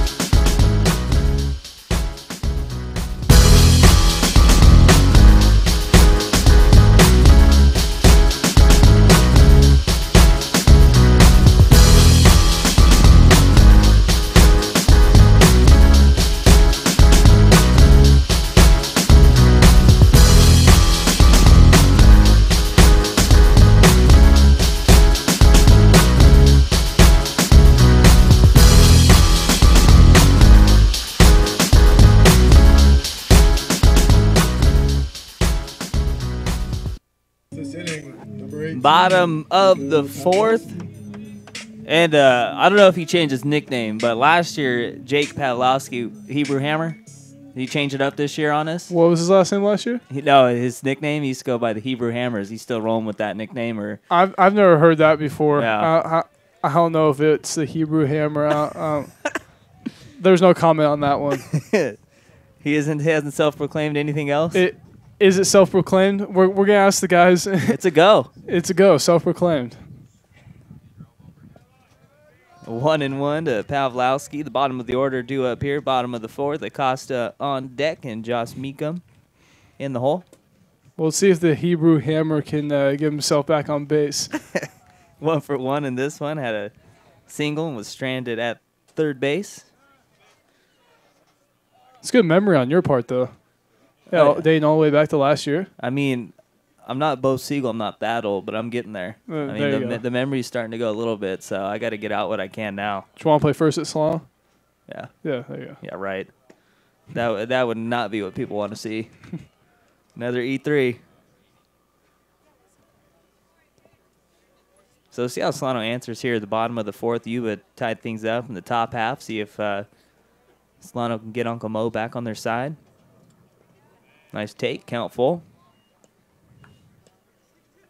And I do like that Pavlowski comes out to some SAGE, another Fairfield native here. Mm-hmm. Sage the Gemini, of course. It's a crowd favorite. Yeah, better be. I mean, he's from Fairfield. Yeah. He's got to be. Strike 3, looking. Tough pitch to take right there. A little low maybe, but you got 2 strikes on. You probably got to swing the bat there. So we're not going to stick with the Hebrew Hammer? Nah. If you take strike 3 looking, you got to find a new nickname now, right? I think Jake will agree. Yeah. But he does have a hit, so maybe he'll get another try. Game's early, you know? Maybe he needs to just take off the batting gloves next time. There you go. speaking of no batting gloves, and I'll give my guy Brian a little bit of love. He gave us the Hunter Pence reference, another guy that does no batting gloves. Did you just mention the Giants? I know. Yeah. I had to. I mean, our guy was bugging us. He's running the board and stuff, so if I don't do what he says, we're pretty much no broadcast. Acosta fists this one into center. Nice play by Brian Murphy there to gun that one down in right center. 2 up, 2 down. Now, is this really Josh Meekum's song, or did they pick this one for him? No, well, like we talked about, Mark, our music guy, he's out today. So he doesn't share any of the stuff he's got in his computer? No, yeah, no. He hasn't heard of a flash drive or something? Maybe he's just being selfish. Yeah, that's maybe it's just kind of his thing. But Evan and Jay are doing a good job in there. Solid. They're okay. They're solid. Yeah. So we'll give them their props. I think he said he's running out of music though. Yeah, so I think I've heard that song about 6 times now. Yeah. He also picked the 8-minute long national anthem. It wasn't that short, was it? This one's a foul ball. It was a bunt for the number 9 hitter, Meekum there. So Andrew Masters, after allowing 1 run in the first, has done a good job. He's got out of a couple of jams. It seems like Solano's had a lot of guys on base in each inning. This has really been his first inning where he's got the first 2 in order. Masters a lot like, not really height-wise, but stuff-wise like Dylan Dumape. Yeah. He'll kind of throw you to sleep in a way. Just kind of throw a lot off speed, things like that, but consistent, throws a lot of strikes. And, you think you'll be able to jump on him, then you look in the 4th inning and it's 1-1. And this is a guy it's good to have on your team, and it helps that he's 6'4". Dude, he's a big boy out there and actually pretty athletic getting off the mound. Well, you see him make a couple of nice plays. We saw the one where, of course, they got the air, but he made a nice diving play. Just the flip wasn't there to first. And then we saw the nice play that was hit right back at him. Had to show off his bounce a little bit. Meekum to first. And the first baseman, Brandon Matoyer, beats him to the bag through 4. We're all tied up, 1 apiece. Hi, my name is Connor Dick. I'm a freshman third baseman. Thank you for watching the Solano College Sports Network.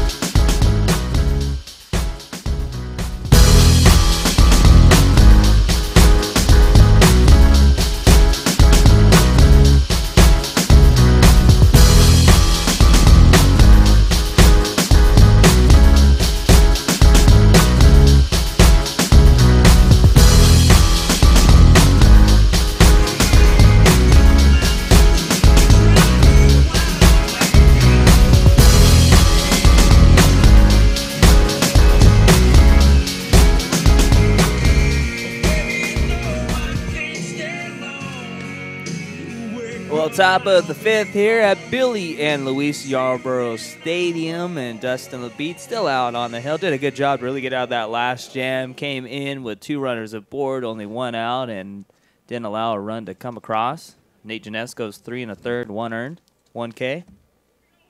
And I really think the ankle was a little bit of a problem for Nate Janess, and as Tyler mentioned earlier, I think Scott Stover just wanted to kind of be cautious there with the ankle. So Dustin LeBeat now in charge.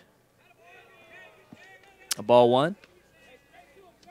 Brian Murphy looking for his first hit, 0 for 2, the leadoff hitter for Yuba.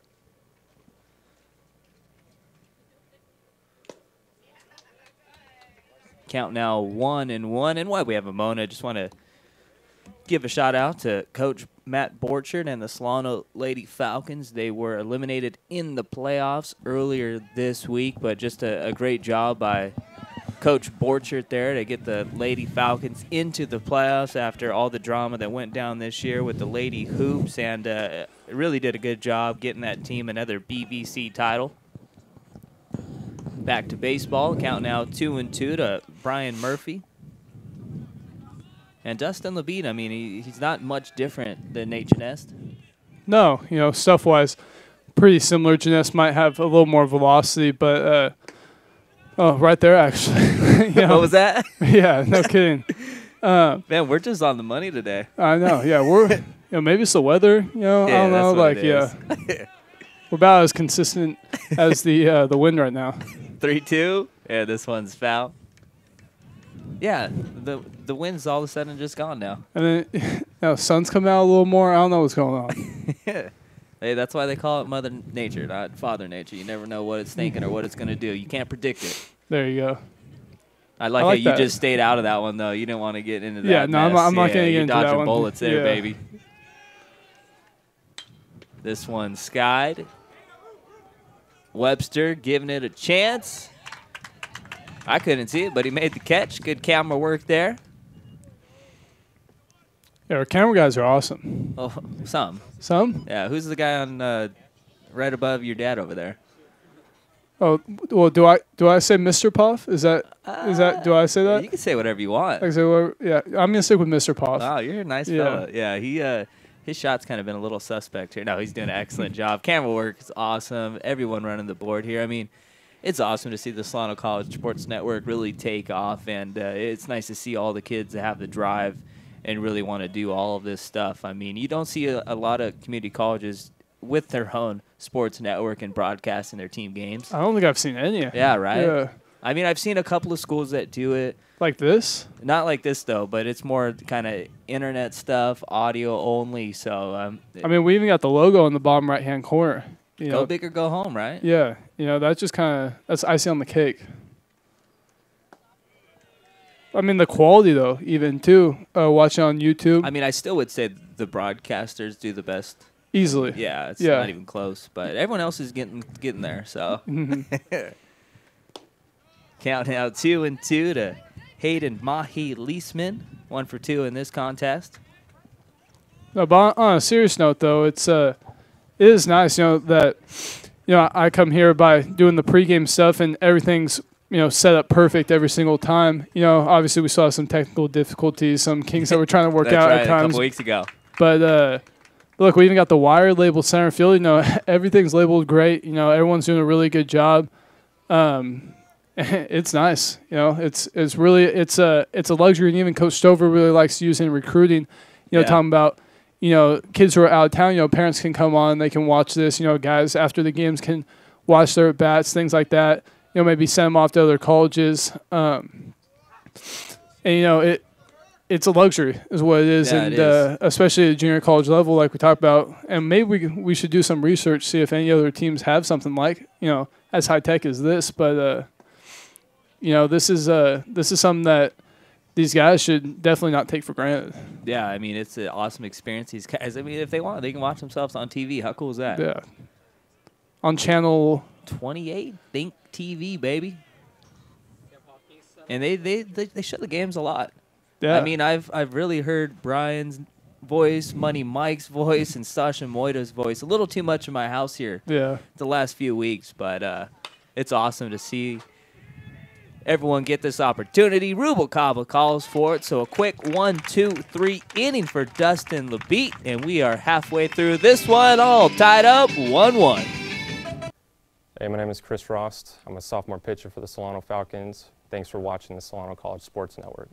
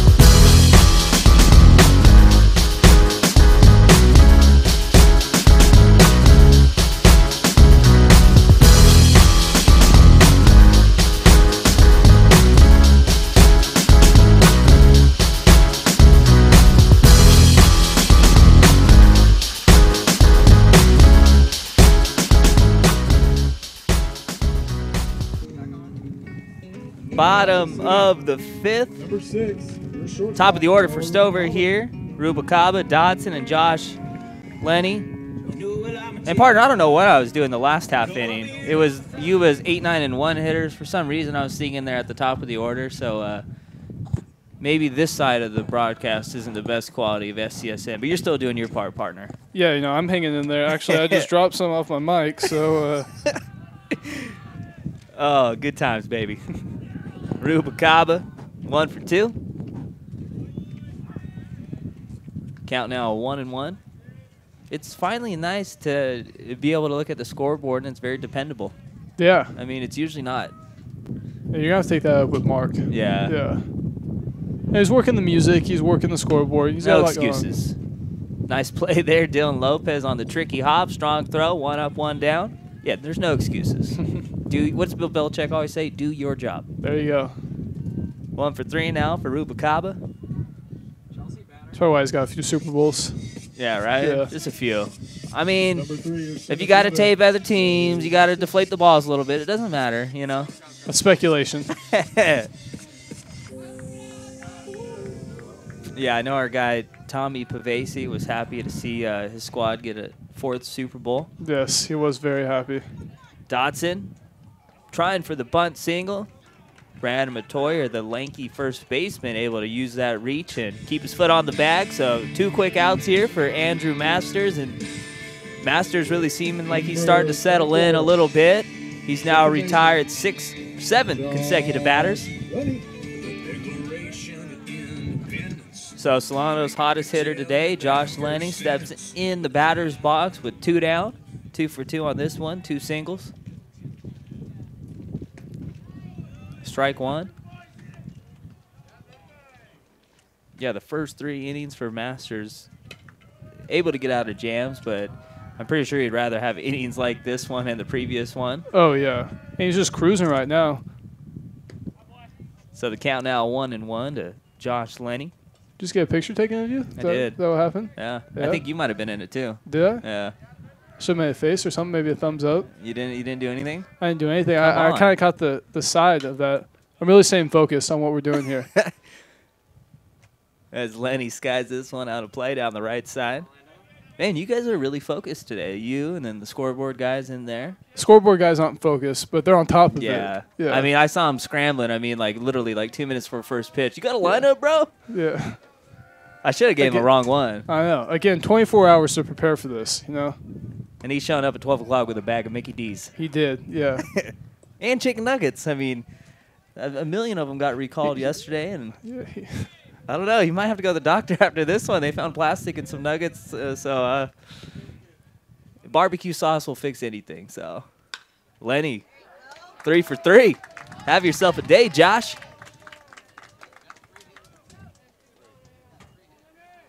So 3 singles for Lenny. There's Katy Perry again. Number 15, Garland Webster. Yeah, we're starting to recycle songs now. This is... Heard Katy Perry about as much as I heard her during the halftime show, the Super Bowl this year. G Money. I'm sorry. Prime time. Prime time. Yeah. Garland Webster. 1 for 1. Single. And the RBI earlier.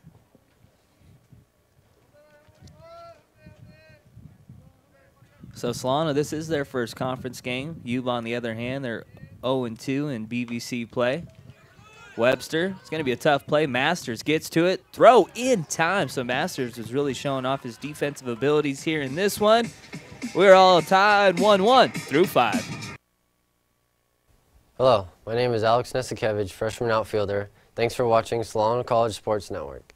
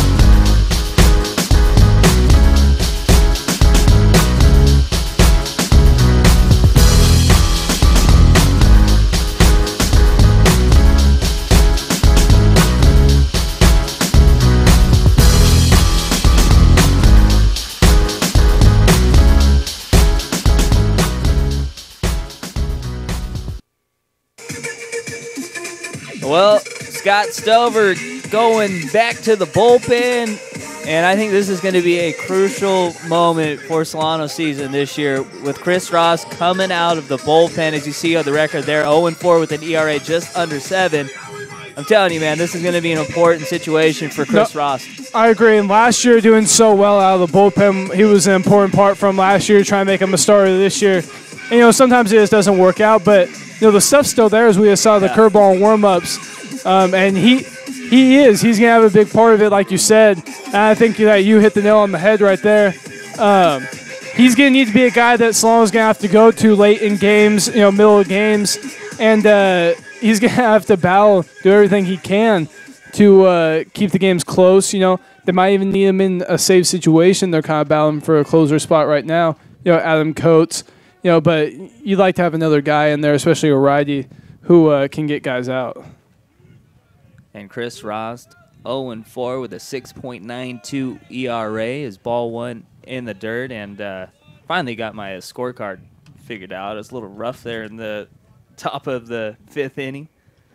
But 2, 3, and 4 hitters, Hayden Mahi, Leisman, TJ Dove, and Brandon Matoyer. Good looking out, Brian, there, helping me out. I like how you waited till after the inning to tell me, though, First, he's telling me to talk about Giants, and then this. See, that's your fault. Now you're letting him dictate. He's in your head right now. I know, he is, man. Once you talk about Giants, I almost walked away. But I know, you should have. Yeah. It's kind of disappointing. You should have just dropped the mic. Thought you were going to get a little flinch right there. No, you're too cold for that. I think you'd be the guy to flinch today. No, it's not in my blood. No? Kahuna, Big Kahuna, or as you call him, Mr. Puff, got a little flinch action last Saturday. Yes, we caught him. 1-2. That was a nice 1-2 pitch, though, just barely off the outer part of the plate. Hoping Mahi Leisman would swing at it. This might be their most consistent guy, even though they have a couple of guys batting over 400, but Mahi Leisman batting .358 and very dependable player batting in the 2 spot for Yuba. But what a job Dustin LeBeat did. Came in and 2 runners on, got 2 outs, back in the 4th and a 1-2-3 5th. So he faced 5 guys and shut them all down. That was a nice curveball, too. It's going to be a tough play. Rubalcaba out of the glove quick. Not in time. Good hustle down the line by Mahi Leisman. Solano crowd not happy about that call, but I don't want to say it too loud, but the umpire had a better look at it than we did. Yeah. No, I think he was definitely in position for that one. We're going to have to take his word for it. Yeah. Seems like a nice guy. Unless you wanted to go out there and argue. It's a long walk, man. Yeah. I'll let your dad handle that. His are probably a lot more enjoyable to watch anyway. Yeah. So, especially last week when Acosta got in a base running mistake, and poor Ian Acosta had nowhere to go when he's putting on his catcher's gear and nowhere to run. But life's good. They got the win, 2-1. That's all that matters. Yeah, I think Ian Acosta was probably more excited than Bo Siegel and Garland Webster last week. So Chris Ross going to have to go through the heart of the order here. TJ Dove looking for his first hit, 0-2. Seeing his velocity is up is a good sign, too, for Chris. I don't remember who his last start was against, but I do remember last year him being a big part out of the pen. And facing the middle order, this isn't easy, especially the Yuba guys who are hitting 400s, high 300s. And so I believe you mentioned, too, against Marin. I mean, both those games, they had 11 hits, too. So, I mean, it's always nice when you're getting double-digit hits. Exactly, yeah. So this is a good test for him, to see, not many guys are going to be hitting this high average. That one just misses. I mean, one of the top league leaders is Alvaro. Yeah. So, I mean, you don't have to face him, so you can cross that off the list. So Ross hoping TJ Dove hits a hard ground ball. Swing and a miss. Count 1 and 2. So we give love to the scoreboard guy, and I mean he's lagging here. Wow. Oh, we had a change. That's the problem there. Oh boy. I thought Mark was back. 1-2, swing and a miss. And, man, Chris Ross' stuff has been nice here early. Even the infield single was a nice curveball. Yeah, that's a good sign right there. Now maybe double play. You know, get some confidence back on his side. You know, that's gonna be the biggest thing, especially in this game. As we know, like we said, it's a thinking man's game. Sometimes it's tough because you have so much time to think. You know, in between pitches, things like that. Chris Ross, another smart guy, just like Janess. I don't think he's an engineer major, but you know, sometimes the overthinking part can be a big factor, and confidence is key, especially now. Acosta snap throw over to first. Man, you're lucky. I mean, if you need any help with stats, I mean, you got a lot of options here on the Solano baseball squad to help you out. No, I do. Yeah, I like to walk around, see if anyone can help me out with my math homework, you know. Or, yeah, help you out, you mean do? No, I mean, I can't even work my calculator sometimes, so. Those things are difficult. Yeah. I mean, stats is no joke. No, I know. I mean, what happened to the good old-fashioned calculators, you know? It's like, I don't care about the root of whatever. Be like $180 too. Yeah, right? And then your book's another, like, $2 and then you can, you know, sell it back for, what, $5? Mm-hmm. If that. 1-1. I'm going to be honest, I'm not liking the calculator talk. I can tell. You just, I mean, you're all happy, excited, and now you just kind of sound just down, a little depressed. Yeah. You know, I'm not liking that. I mean, you took this one worse than the Hunter Pence talk. No, I respect the guy as a player, you know. I'm a big Hunter Pence fan. Man, a little velocity there from Rost. Matoyer late on the cut. Count now 2-2. I'd like to see a Hunter Pence type of guy out here. You know, because he did go junior, or no, he went Division II, right? You know, I have no clue. I think he went to Division II, yeah. But, you know, like just a weird guy, but can still just drop barrel and do everything you need him to do. This one skied. We know who's going to get this one. Oh, I thought Joe Dotson was going to come make the play as that one is dropped by the right fielder, Mika.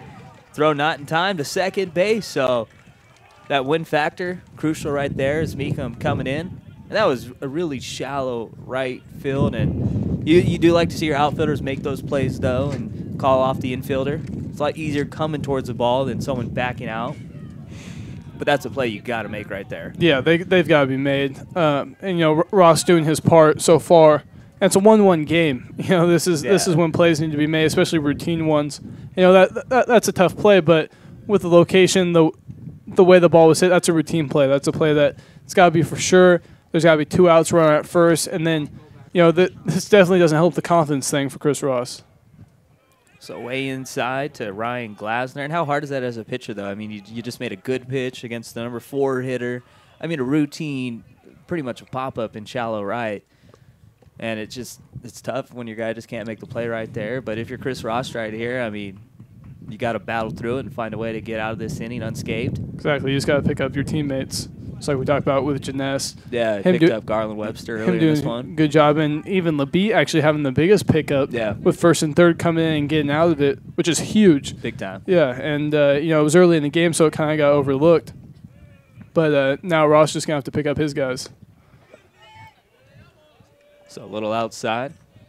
Count 2-0. And Ryan Glasner, 444 average on the season with 7 RBIs. 1 for 2 in this one. Had a single in the 4th and a ground out to Rubalcaba in the 2nd. Painted outside corner fastball. Strike 1.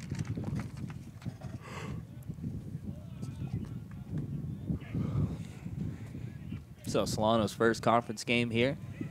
5-7 overall. Nasty pitch, 2-2.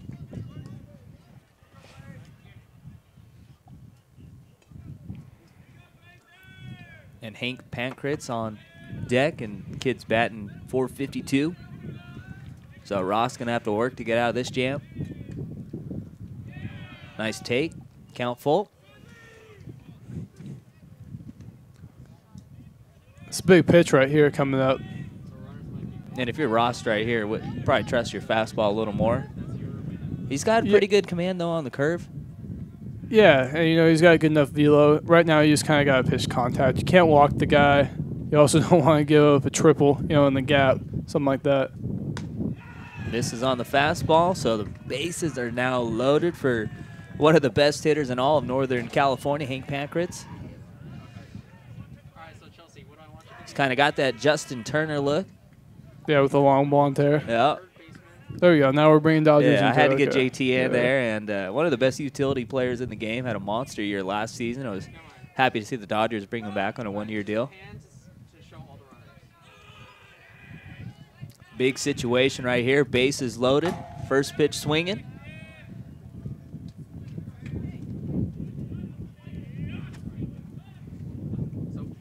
So right here, you are hoping for a sharp ground ball hit right at Josh Lenny.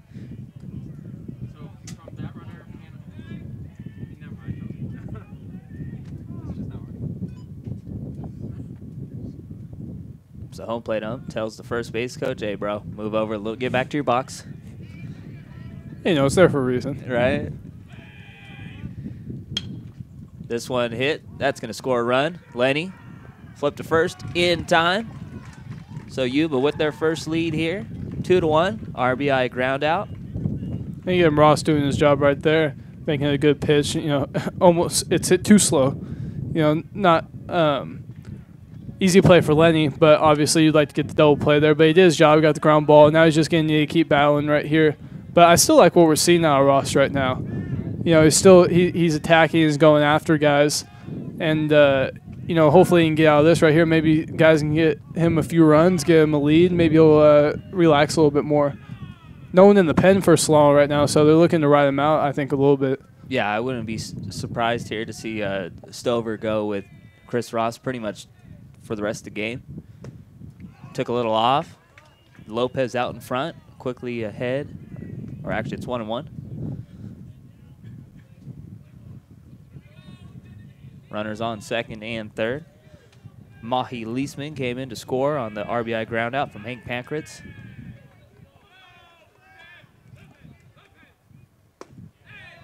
Doesn't get the high strike call there. Count now 2-1. And the run scored, of course, unearned. A big error by Brandon Meekum there. Would have been the second out of the inning. But Chris Ross still trying to bail out his guy Meekum here and get out of the inning with only one run. Yeah, this is a huge point in this game. If Yuba can find a way to get these 2 runs aboard and open things up 4-1, that'd be huge. Or Solano, on the other hand, swing and a miss by Lopez, and Chris Ross really depended on the off speed here in this battle. It'd be big for Chris Ross, especially too, to kind of get a little confidence on it for him too mentally, if he can get out of this jam. Yeah, right here he doesn't have to give in. He's still got the base open. Swing and a miss, but this one gets by Acosta, and it's going to go all the way in the Falcons' dugout. So another run comes in to score. It's now 3-1 as Dylan Lopez reaches first after the strikeout. And that was a tough play for Acosta there. Yeah, this is just a tough go at it for Ross right now. All right, he's pitching well. Yeah, he gets the strikeout. Yeah. And this really is kind of showed you the way his season has gone so far. I mean, he's pitching solid, but just that's the thing with baseball. Sometimes just is not bouncing your way.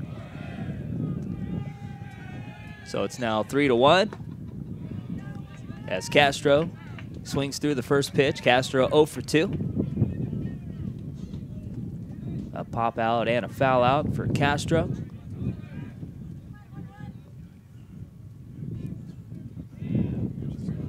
Looks down the third base side and gets the sign.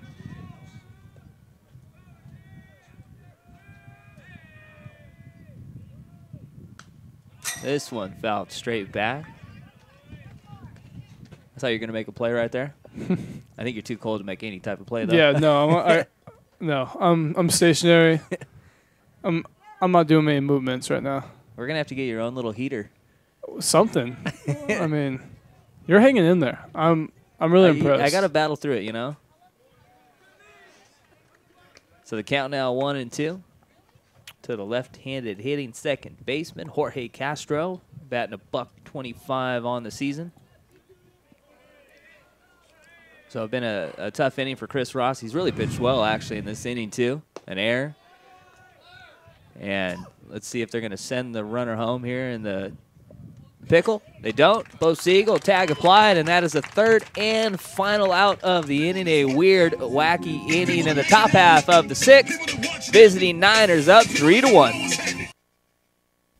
Hi, I'm Wyatt McCampbell, freshman pitcher.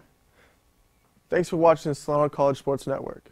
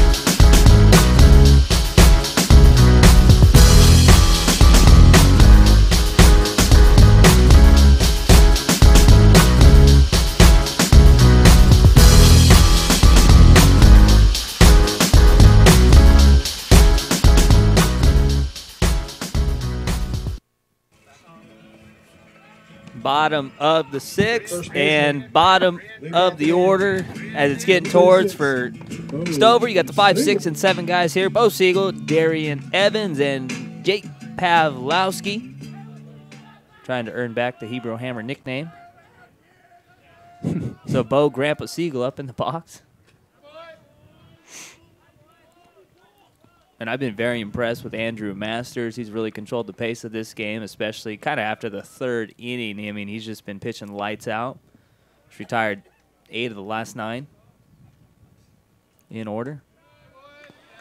Good job, Bo, taking the first 2, 2-0. And Siegel looking for his first hit, 0 for 2, a ground out and a weekly hit pop up to second. Taken all the way. 2-1. And, of course, probably get ahead 2-0. You're going to try and get that walk, get the tie and run up to the plate.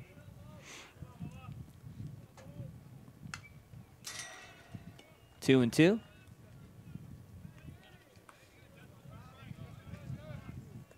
And Solano's still in this game. You know, we still have a lot of game left.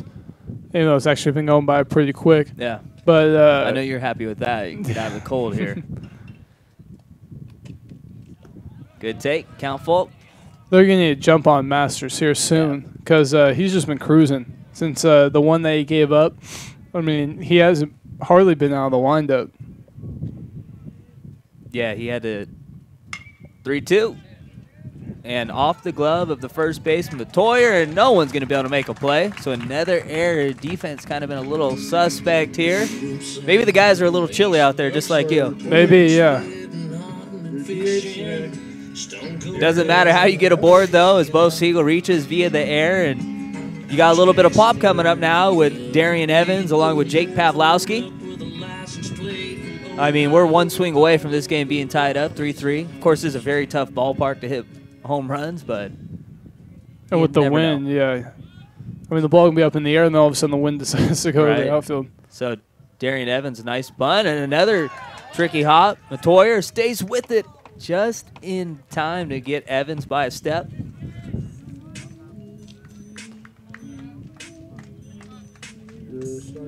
So you hear Sades of Gemini. Jake Pavlowski coming up. Little I Am Sue. I Am Sue, another local guy here in Northern California, Richmond.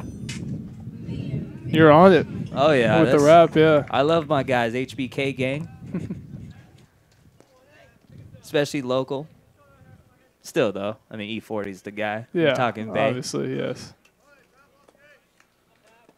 So Jake Pavlowski trying to earn back that nickname here. Got a runner in scoring position at second base with 1 out.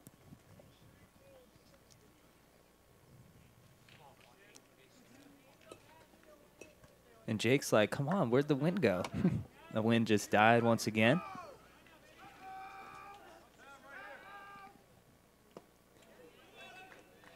Just a little out in front on that slow curveball. And how big do your eyes open up when you see a hanger like that? Oh, yeah, that's you want to swing at it. And, you know, even if you're looking at fastball, you see that thing just hanging in there. But those are the tough ones to lay off, and they're also the tough ones to hit. You're not going to generate any power from it because it's so slow. This one gets away from the catcher. So that's going to allow Bo Siegel to go an extra 90 feet to third base. So now if you're Pawlowski here, you got to find a way just to make contact.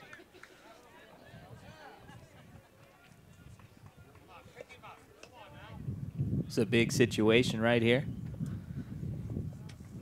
It's a good time for Pawlowski to get his first RBI of the year.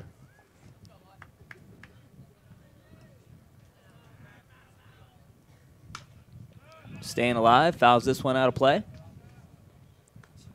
So we're here in the bottom of the sixth. Solano down 3-1. Solano jumped out early, a 1-0 lead in the first. Yuba tacked one on in the fourth, and then two more in the top half of this inning here in the sixth. Solano trying to get at least one back here with Bo Siegel 90 feet away with one out. Jake Pawlowski in the box. This one hit to the shortstop. They're going to allow the run to come in as the infield playing normal depth. So good job by Jake Pawlowski. Does his job. And I tell you what, he didn't get a hit, but he earned his nickname right there, getting his first RBI of the season. So Pawlowski now 1 for 3, but got the monkey off his back. Finally, he's got an RBI here on the season. See if maybe we can get some started, 2 outs, maybe a double. Back-to-back double sounds nice. Sounds good. Yeah. This one is skied into left. Ryan Glasner there easily, but Solano does get a run on the board. RBI ground out for Jake Pawlowski, and we are through 6, 3-2, Yuba. Hi, I'm Jesse Phipps, freshman outfielder. Thanks for watching the Solano College Sports Network.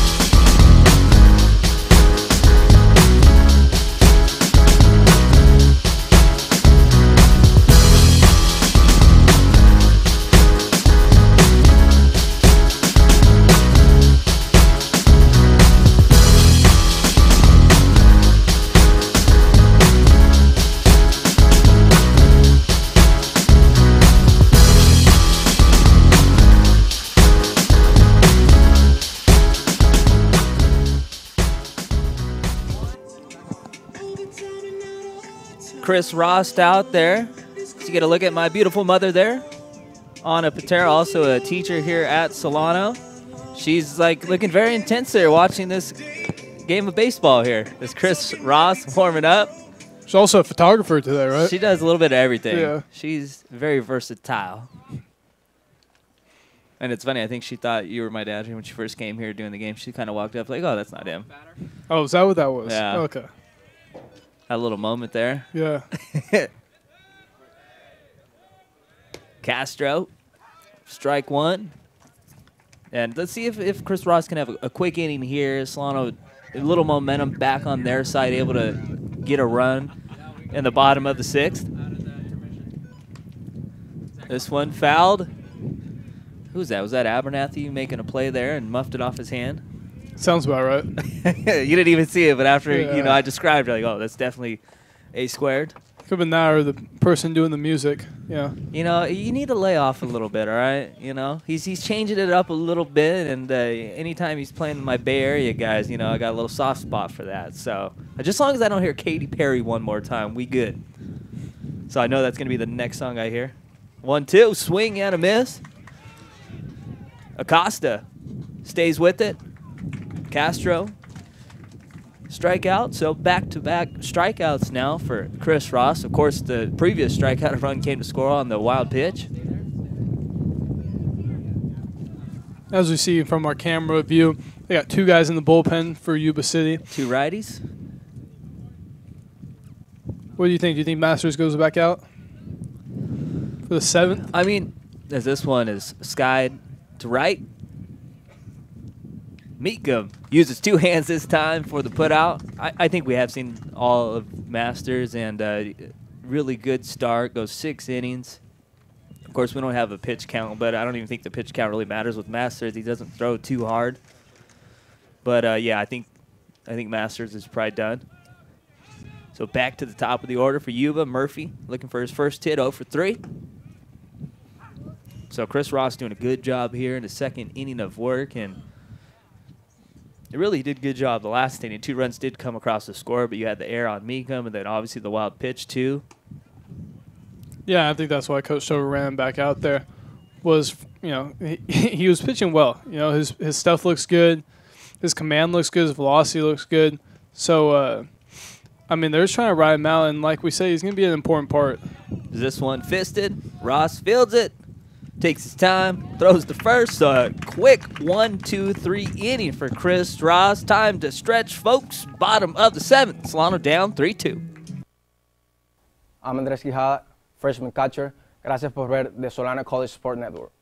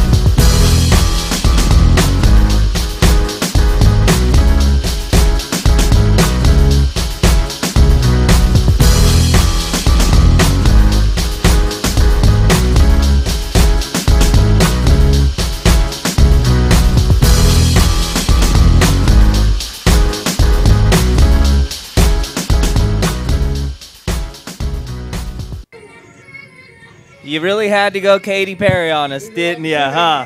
Good call, guys. And I know my guy Brian behind us here running the board today, Brian Nelson, of course, he was very happy. I mean, he here at Sweet Caroline, of course, famous for the Boston Red Sox, big Boston fan, and we'll see how Boston does this year. They made a lot of moves. They did, yeah. You like the Hanley move? I'm kind of glad he's not a Dodger anymore, just because he was a very good hitter, but injury prone. Really injury prone, yes. It's probably the worst defensive shortstop. And that's why he's playing left field now. Yeah. No. Have fun with the Green Monster. Very entertaining player to watch, but like you said, very injury prone. Yeah. So Josh Meekum, the number 9 hitter, trying to start off things here, down 0-2 here, and I was dead wrong. Masters back out there. Probably on a short leash here. This one popped up, foul out of play. So you got to think if Solano does get a runner aboard or 2 runners aboard, probably going to go right to the pen. You got 2 guys juicing up there for Yuba in the bullpen. Yeah, and for Solano, you have Coates down there, who's their guy out of the pen, I would say. He's more of their closer, but right now, a close game, can't really chance anything. Good take there by Meekum.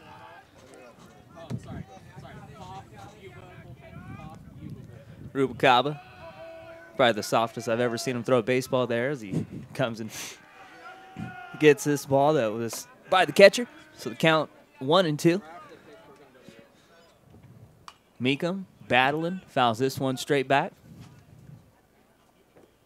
So what's impressed you the most from Andrew Masters here as he's gone 6+ innings now? Well, you know, just the command, you know, keeping... You know, he's not really getting deep into counts. Yeah. He's getting a lot of ground balls, a lot of pop-ups. Solano hitters are really off balance as of late. Nasty curveball. Pancratz. Air mills the throw. So Josh Meekum reaches via the E6. So suspect defense here in this one. Number 6. I'm just glad not to hear Katy Perry. Yeah, but even right there for Masters, keeping him off balance through the curveball, and he's just out in front. You know, the shortstop just kind of letting that one get away. But Masters has been pitching great. He's really settled in. He looks comfortable, and we talked about how it could be a factor playing on the road, especially for a freshman. But I mean, it doesn't look like they haven't done it very much. You know, and but right here, this can be the true test. See if he'll last. You have Rubacaba, who's on fire, and the top of the order for Solano that's just been really locked in as of late.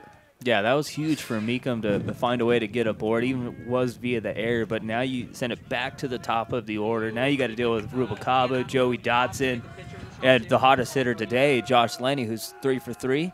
And as you mentioned earlier, he's the #1 guy in RBIs for Solano. Rubacaba gets the bunt down. Masters fields it, throw in time. Rubacaba does his job, and that just shows you Scott Stover baseball right there. Rubacaba, #6 in the state with a 487 average. It doesn't matter. Get the bunt down. Get your guy into scoring position. He's a tying run in the 7th inning. Exactly, and that's kind of the thing, that the game's not bigger than you, and that's what Alvaro understands is, you know, obviously he wants to swing away. You know, he wants to, you know, try to hit the ball in the gap, maybe even scoring from first, make him with good speed.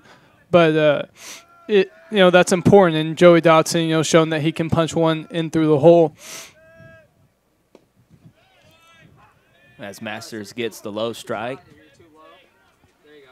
That's just buying into it. It's things like that that are going to help as the year goes on, even as the game goes on, you know, and it just gets the guy closer to home plate for Josh Lane to get up. That's pretty much what the goal is right now. Lane 3 for 3, and then Joey able to put pressure on the defense. So Dotson trying to get the bunt down, and this one's foul. So count 0-2. And the thing, too, right here with Joey Dotson, I mean, he's got a huge, huge hole between first and second with the second baseman Castro kind of keeping Josh Meekum close to the bag. So if he gets anything on the outer part of the plate, see if he can just poke it between first and second. And the first baseman, Matoya, way off the bag, too. Trying to make up for that ground with the second baseman close to the bag. 1-2 is that one off the plate.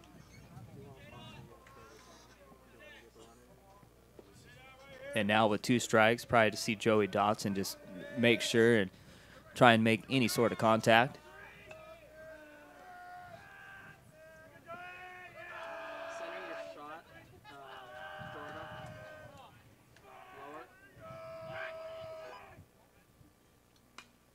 Staying alive. Man, Josh Laney's getting a workout here, having to field all these foul balls. And this might be his last hitter, I think. You know, with Lenny 3 for 3, kind of locked in off Masters. And with 2 righties up, I don't think that they want to have that matchup. So look for Masters just kind of do anything he can and get this last batter out. Nice curveball, and this one's foul. So good job by Joey Dotson just to get a piece of that one.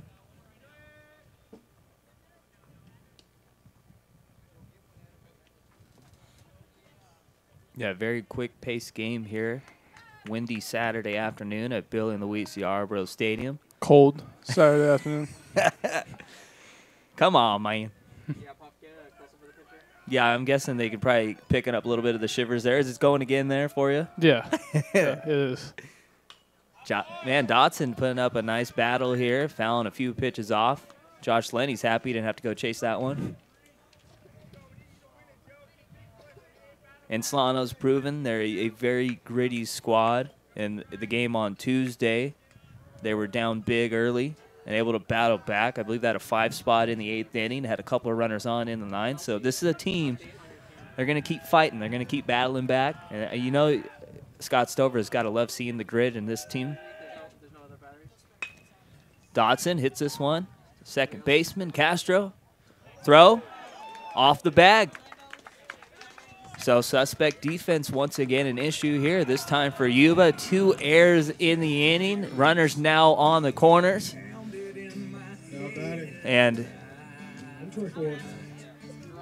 Yuba's head coach, Ryan Evangelo, didn't agree with the call there, but a quick conversation. And I thought he'd be coming out for a different reason. I thought maybe that would have been it for Masters, but Yuba's head coach, Evangelo, just wanted the infield umpire to have a discussion with the home plate ump, and the home plate ump saw the exact same thing. So runners now on the corners, 1 down, and Solano's hottest hitter now stepping into the box, Mr. Josh Lenny, 3 for 3. What's the only thing better than 3 for 3? 4 for 4. Boom. Yeah. What's the most hits you had in one game? In one game? In college? Yeah. Come on, we're not going to go like Little League where I was 6 for 6. I think 3. 3? Yeah. I think I was. And that's in the Big 12. I mean, that's big time. Yeah. Ball 1? It was the first conference game against Baylor. Wow. Yeah, that was my first. 3 for 4, I believe. 3 for 3? Something like that. Any extra base hits? 2. Oh. Yeah. Look at that. Look at that. Your slugging percentage jumped up after that game. It did, yeah. So tie and run 90 feet away. Go ahead run at first base. 1 out. Lenny in the box. Chopper. Foul. I think your dad took off the anger on that baseball there. Didn't even try and field it. Just wanted to give it a little slap and had something to say to Josh Lenny there. What's he telling Josh right there? Right now, I think he's telling him to pick up the sign. This is an important part. Kind of important here. Pick up the sign. You got bottom of the 7th. And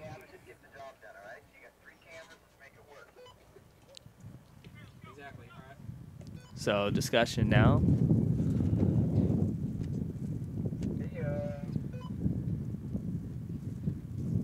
What's he telling Masters right here? Just keep the ball down. Try to get that ground ball. Can't miss over the plate. Can't let him shoot one into the gap. You can't do that because, this game could change. And that's what I love about this game, especially when it's close, is one swing in the bat can change the whole dynamic of the game. Right now Yuba look like they've been in control, and now Solano has a chance to jump ahead and then pass over to Coates and let him do his thing. So right now this is what it's all about right here, the battle of the pitcher who, he's had a good start right now and he could ruin it. Yeah. And Lenny had a good game so far, and he could do something bad and ruin it. That's the best part. They can help themselves, and they can also hurt themselves. So this one, I'm excited for this right here. This next pitch coming up. 1-1, 1 down, 2 on. A little late on the fastball. Count now 1-2. Bring your shot down, Gerardo. Garland Webster on deck. Let's look for that curveball, that looping curve. It's been getting guys off balance. And that's tough, too. I mean, you're going fastball and then changing speeds, going with that slow curve. They fake the throw to second, and they don't even attempt to get Joey Dodson out, so that's nice. At least that eliminates the double play. That's huge right there, yeah. And also, too, I mean, you get the leading run into scoring position now. Mm-hmm.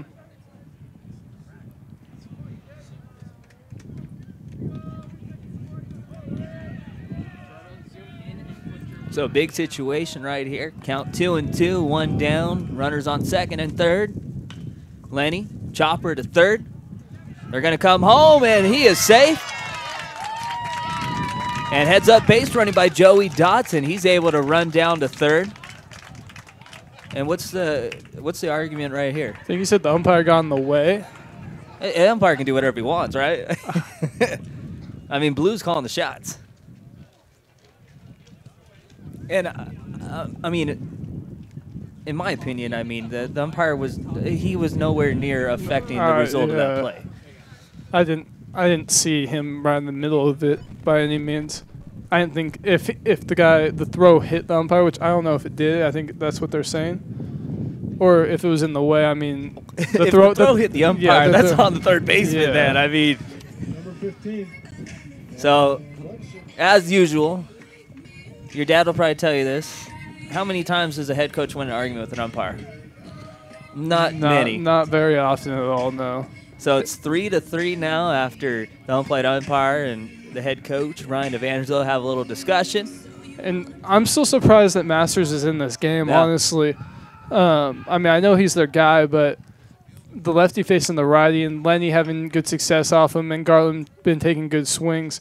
I'm really shocked by that right now. And his pitch count's got to start getting up there a little bit. So how you scoring that last one? E5, no RBI for Lenny? Yeah, E5. I mean, a good throw would have got him. Yeah, no RBI. Sorry, Josh. He doesn't care, though. No, right now they just need to win, especially to open up conference. Yeah, huge confidence booster, and I tell you who might be the happiest guy right now, and that's Mr. Chris Rost. Yeah. He's come in and done a good job, 2 innings. In the 2 runs they did score off, and really not his fault. Be nice to get one more. Yeah. Get him in line for the win. For the W, yeah, it would be his first win on the season, I believe. He's 0-4, 5 appearances, 4 starts. This is his 6th appearance, second out of the bullpen. And you got 2 guys that have been clutch for Stover this year, in Garland Webster and Bo Siegel. Webster gets the bunt, and this one is going to roll foul. Heads up play by the first baseman there to let that one go into foul territory. Brandon Matoyer, he's had a couple of errors there, but wise play to let that one roll foul. And that was a really good bunt too by Garland Webster. I mean, that one was inches away from giving Solano a 4-3 lead. Yeah, and this execution time right here for the freshman. Well, hey, we're gonna really find out if he's prime time. We are, yes. Because you know Deion Sanders would make a play right about here. Well, first college game he was our player of the game. Then he got the game-winning hit. Yeah. And then now let's see right here. You can have the go-ahead run. Not bad to put on your freshman resume. Let's see if he can continue that. So let's see if G Money is prime time here. Leading run, 90 feet away. Pulls the bunt back on the high pitch. Good take, 2-1.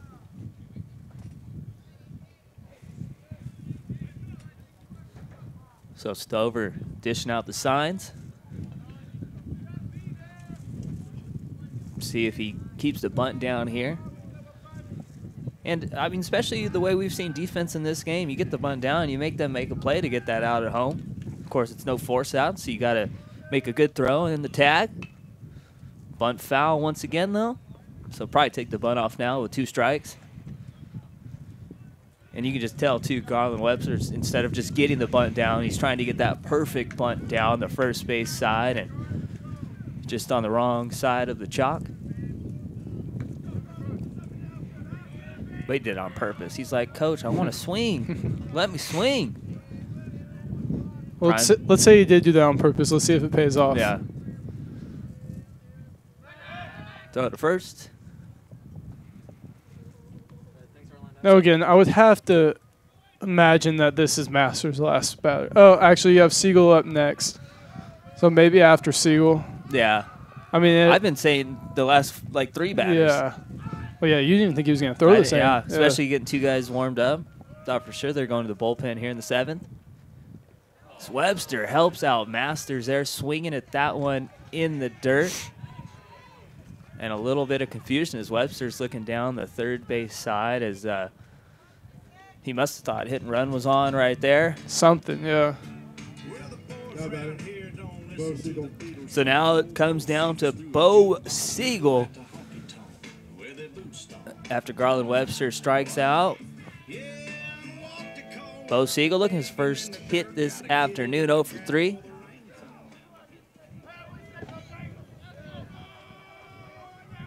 And he scored the 2nd run of the game back in the 6th inning after he reached on the E3 from Brandon Matoyer. As this one goes off the knob of Bo Siegel's bat. And Stover disagrees. What's your old man saying right here? I didn't hit him. Or didn't hit the bat. I don't know what's going on there. It sounded like it went off the knob, I think. But Stover's got a good view right from the third base side. He's actually got a better view than the home plate umpire. Yeah. How are his eyes, though? That answers that. So that goes down to strike 1. Count 0-1 to Bo Siegel. Josh Lenny over at first base. Joey Dodson. The leading run, 90 feet away.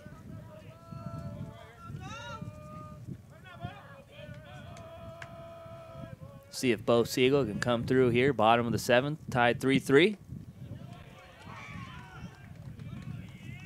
So Masters getting a little help there from the home plate ump. Outer part of the strike zone extended there for strike 2.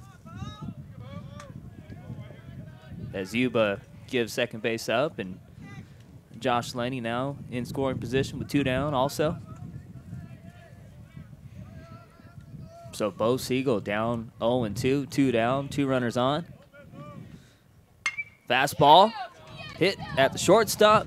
Pankratz throw to first in time. So Solano gets a run here to tie things up 3-3. Strand 2 through 7, 3-3. Hi, I'm Jacob Pavlovsky, sophomore outfielder, and thanks for watching the Solano College Sports Network.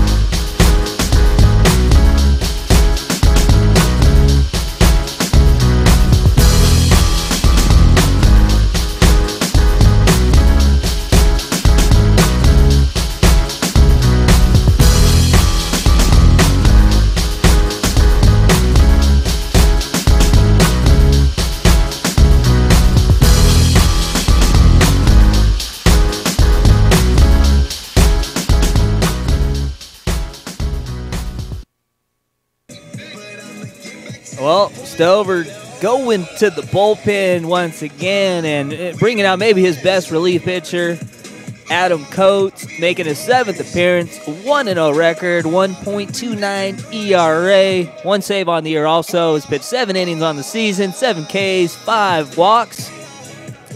But I was really impressed with Chris Rost. I mean, he came in 2 solid innings, did give up 2 runs, both unearned though. And I think this is going to be a good confidence builder for Chris Ross, who coming into the season was Stover's ace.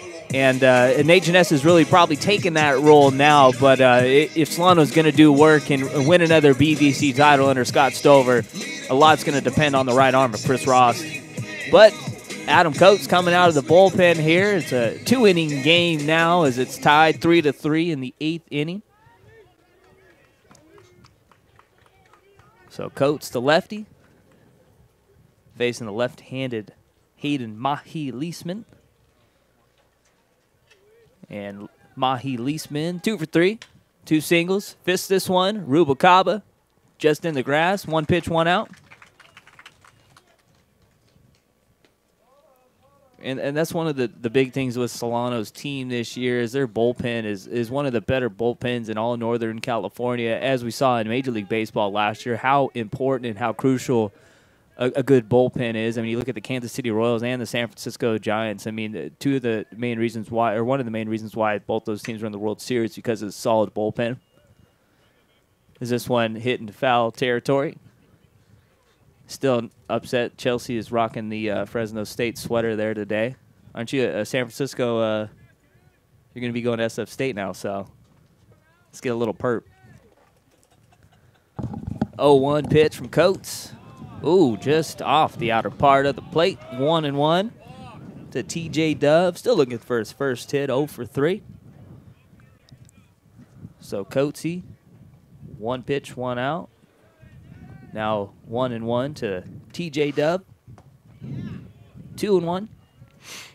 And what's impressed you with Adam Coates so far this year? I mean, it's so dependable coming out of the pen. Yeah, like you said, being dependable, attacking the zone is a big thing for him. And his changeup is filthy, almost unhittable at times. And like I like his delivery. You know, kind of weird. Like he's got the front foot over.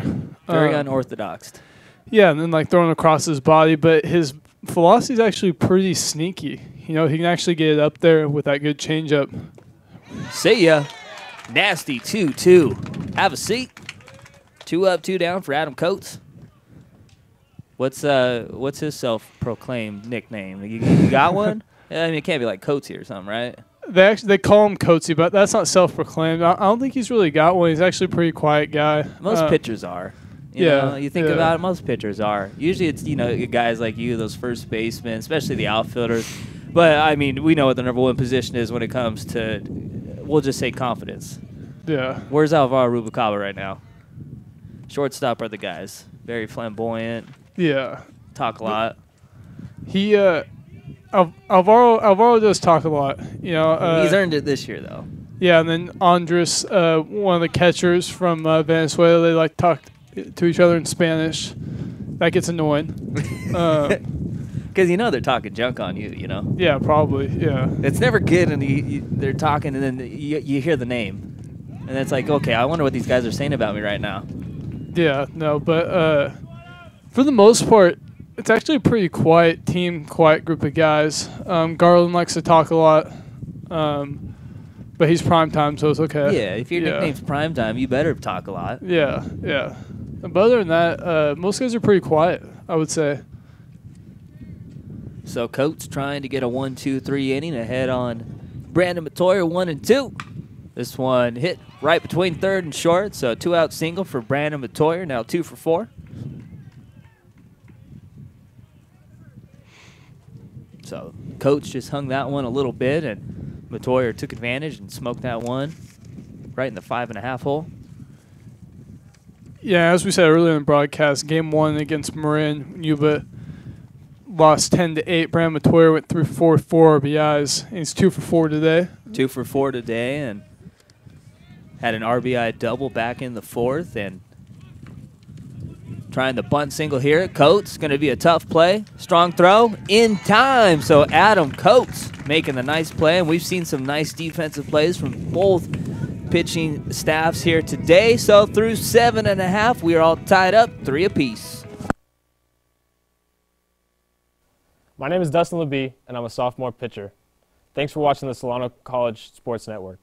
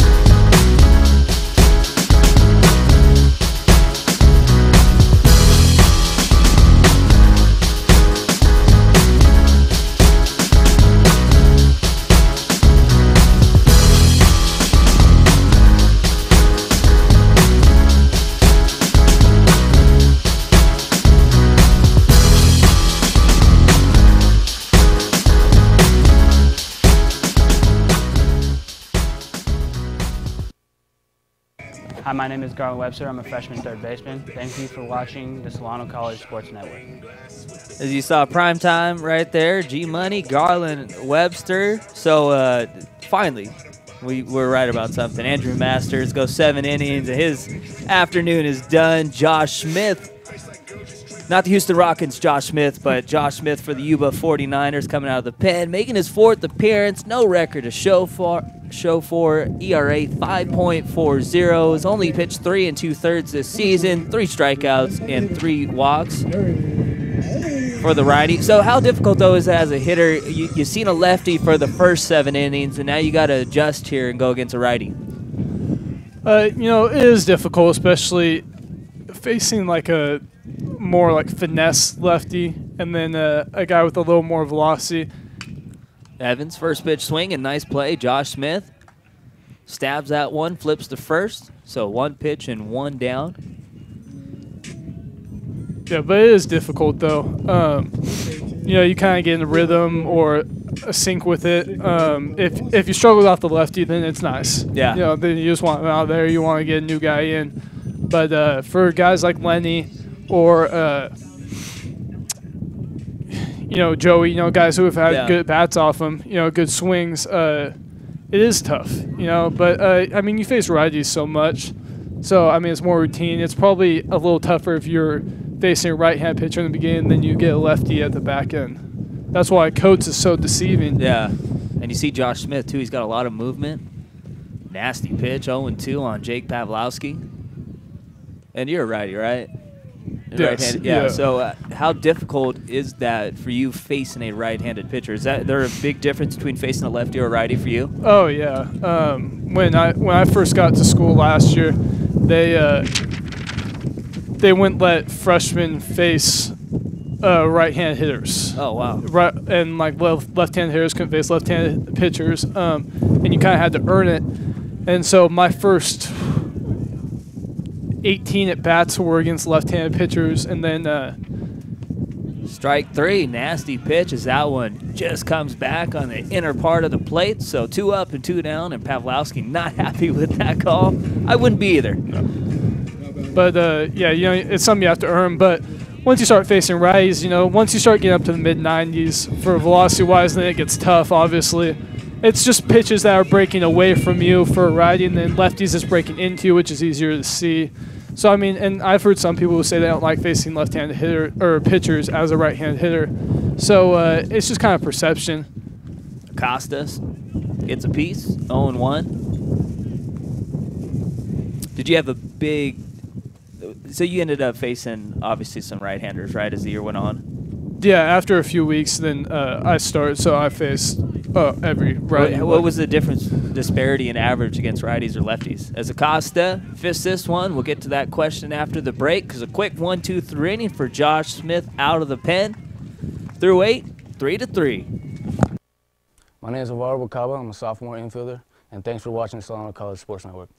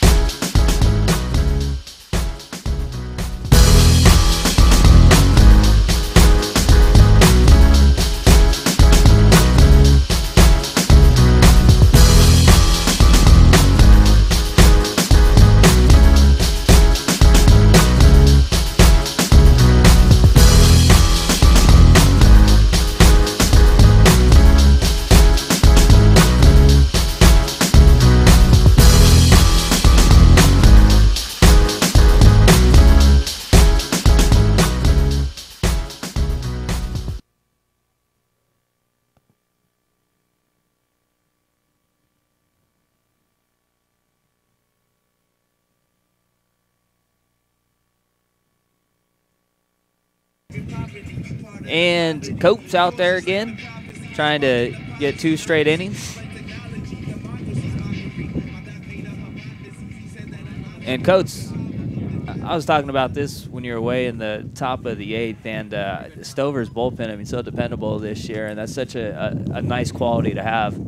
Oh yeah, and it's nice to add Chris Ross into it too. Yeah, seriously. It looked like he was a lot more comfortable out of the pen. That just might be where his comfort level lies. But Coates, you know, just right there with the first pitch strike, he's the guy out of the pen. He's the guy that they're going to go to late in the game if the game's close or if they're winning. And as we saw from that changeup, it's almost unhittable. Gets the outer part, quickly ahead on Hank Pankratz, 0-2. And the freshman shortstop, 1 for 3 this afternoon, came into today's game batting .452. The 0-2, just off the plate, 1-2. And that wind picking up once again.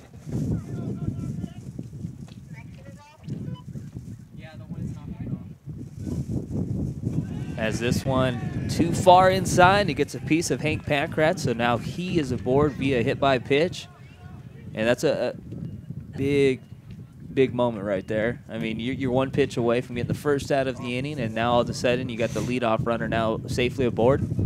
Yeah, I think that one just kind of slipped out of his hand right there, but on 1-2, that's something that can't happen right there.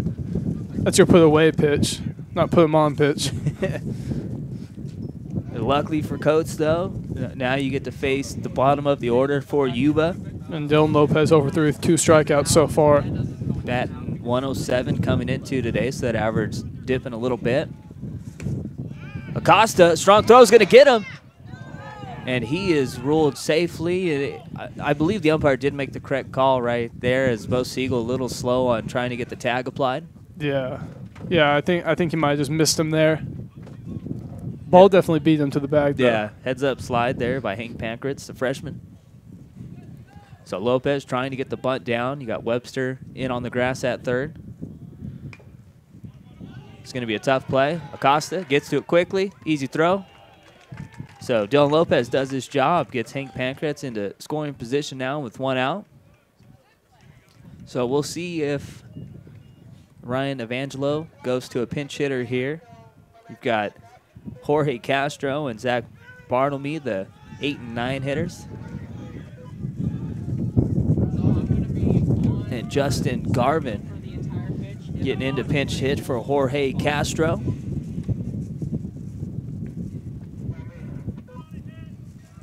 Justin Garvin batting 200 this year. Only 10 at-bats, 2 for 10.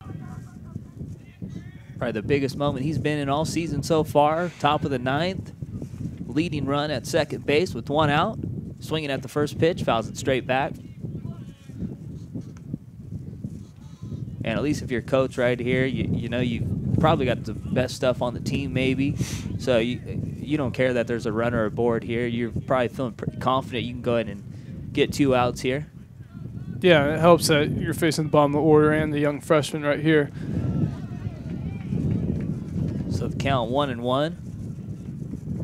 And that's got to be tough too. You're pinch hitting and you get to face a guy with the nasty stuff that Adam Coates has.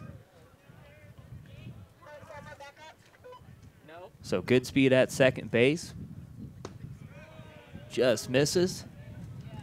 Heads up job there by Justin Garvin there to kind of duck with the pitch.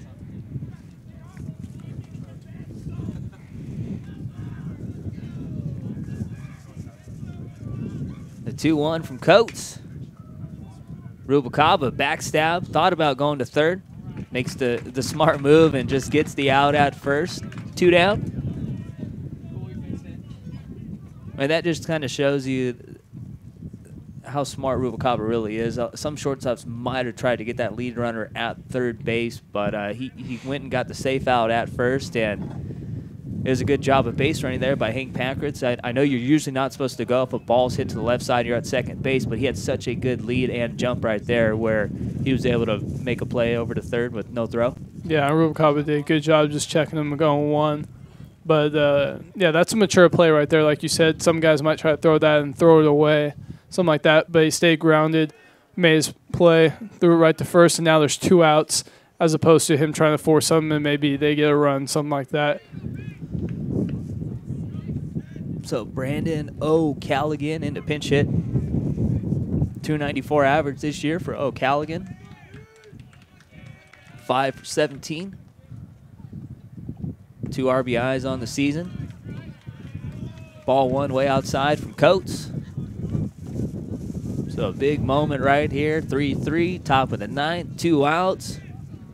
Leading run, Hank Pankratz over at third base. And he reached on a 1-2 pitch that hit his leg.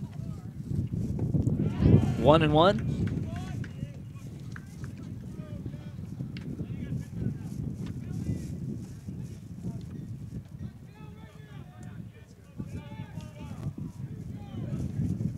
So let's see if Coates can get out of the jam. 1-1.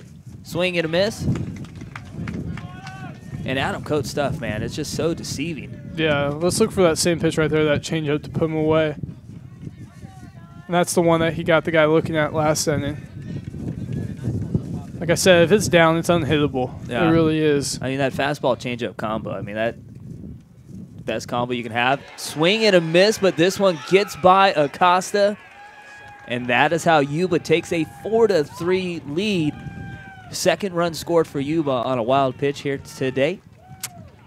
And that's got to be so frustrating for Adam Coates. He threw the perfect pitch. You got a swing and a miss, but it gets away from Acosta. And, of course, that'll go down as a wild pitch in the dirt, not on Acosta there. But that's got to be a tough way to give up the lead here. Oh, yeah, and 2 runs have scored today on that. Yeah, and both with 2 outs. Yeah.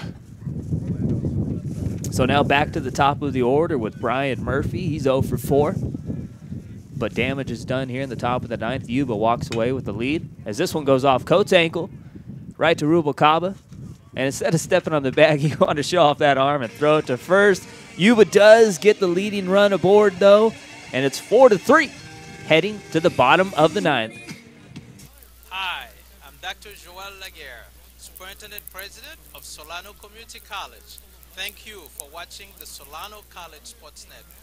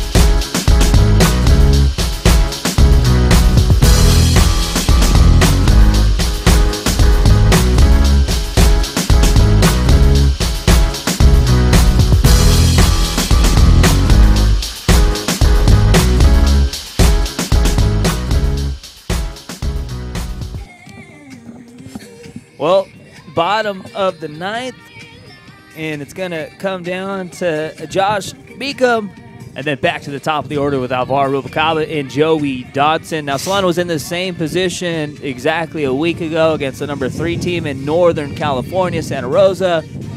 And that game, they were down 1-0, but they were able to get 2 runs in the 9th to win that one 2-1. So they're hoping they can get a little bit of 9th inning magic here once again. Josh Meekum trying to get aboard to lead off this inning.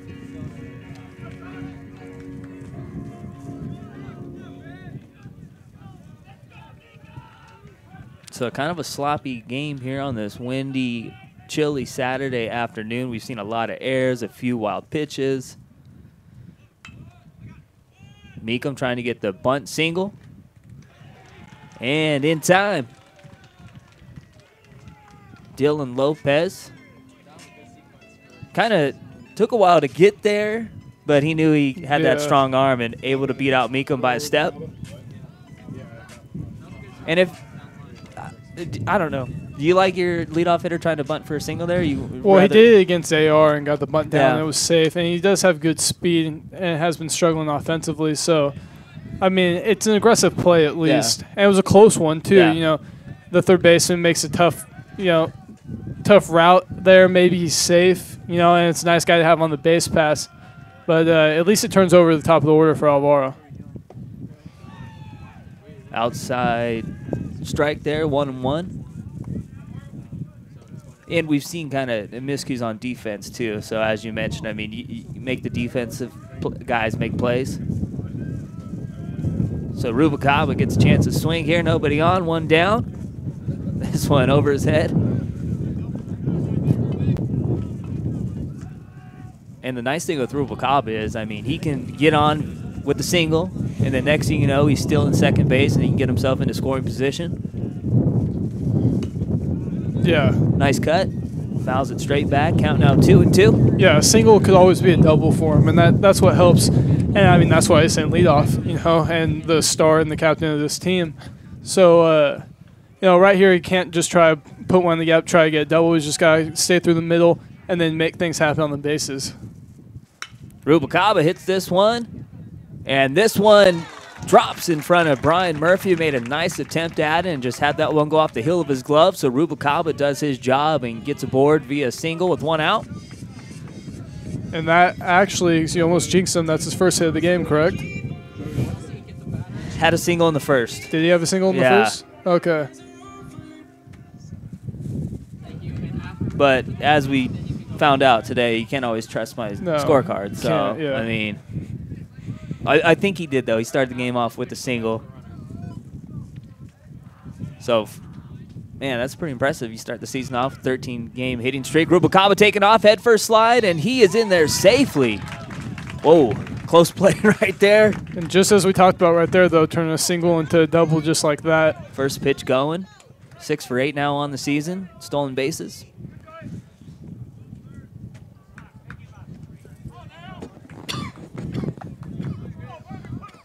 So now you got the tie and run. Good speed. Excellent speed, actually, on second base. Joey Dodson up and Josh Lenny on deck. So Joey can just punch one into that 4-hole. Rubalcaba back standing up safely. You got the second baseman holding Rubalcaba. So you got a nice hole between first and second if Dodson can just poke one the opposite way. 2-0. And if Dodson can get aboard via a walk, would be huge, because then you're putting excellent speed over at first base also, and of course he would be the winning run. Well, the left fielder is playing so deep, so just a little hit in the 6-hole would score Alvaro, or even look where they're shifting over to the left, a base at the middle. So Dodson taking all the way there. Strike one, 2-1 now. And the hottest hitter for Solano is on deck, Josh Lenny, 3 for 4.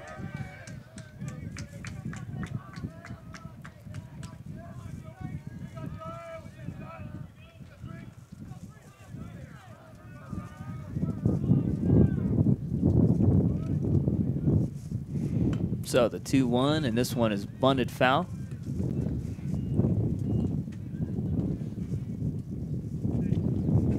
As Kyle Prune is out there. I thought it was still Josh Smith out there, but we got big 2-0. Kyle Prune out there. He's 2-0. 4.40 ERA. No saves on the year. Making his 7th appearance. And he's trying to get his first save of the season here. Josh Smith in line to get the win. This one hit right center. Should be an easy play for the right fielder. So 2 down, Solano down to their final out. And it's going to come down to Josh Lenny. Now batting, number 24, Josh Lenny. So if you're Josh Lenny right here, you taking a pitch or two here to see what Prune's got, or first pitch you like, you just swinging? I mean, I say that you're a little more picky, but you look for a certain pitch in a certain location. If you get it, you got to swing. I don't think you're going to go straight take right now, just in case you can get that first pitch fastball over the zone. And sometimes that first pitch is the best pitch you get the whole at-bat. Exactly. Lenny swings at this one, chopper to short. Pankratz, low throw, and this one in the dirt. Rubalcaba's going to come in and score. Wow, that just shows you the excellent base running of Alvaro Rubalcaba. I mean, he scored in a jiff. I mean, I didn't know D. Gordon was playing for Solano. Well, and that's what Coach Stover likes to do, the 2 with 2. So we talked about in one of the broadcasts earlier, with runner at second, 2 outs on a ground ball, he likes to send the guy because odds are if he's out, then he's just running. Over. Yeah, but and he does this with 2 outs on any situation, and then if the guy bobbles it or something like that, then he's able to score. So that's a free run. So it's just it's a hustle play, putting pressure on the defense, which is what it's all about right there. And that most teams would stop the guy at third, and then it'd just be 4-3 still. So strike one, and man, talk about earning a run. Rubalcaba gets the single, still second, and able to score on an E6, that a ball that never got out of the infield or not even past the first baseman. I mean, Rubalcaba, that was heads-up base running here in the bottom of the ninth to come around and tie things up 4-4. The ball in the gap makes prime time look real prime time. I know, right? I mean, he did have a walk-off hit exactly a week ago. to left center, and look at that left center gap right now. He's eyeing it. 1-1. So Josh Smith was hoping to get his first win of the season. It's not happening, as Kyle Prunet cannot get the save here. And really should have. I mean, another error defensively for Yuba. The only reason Solano's tied up 4-4, and just got to tip your cap to Rubalcaba. Really earned that run there. So Garland Webster down in the count 1-2. 2 down here, bottom of the 9th. So it's looking like you might have to stay chilly here a little longer than expected there, Tyler. That's fine. I can do that. I can do that as long as it means a win. Exactly. Prime time takes the 1-2. 2-2 now. And it'd be huge, I mean, if Garland Webster can just get a single right here and let Bo Siegel come up with a chance to just get a single to walk it off. I mean, 2 of the most clutch hitters for Stover, 1 in the box right now and 1 on deck.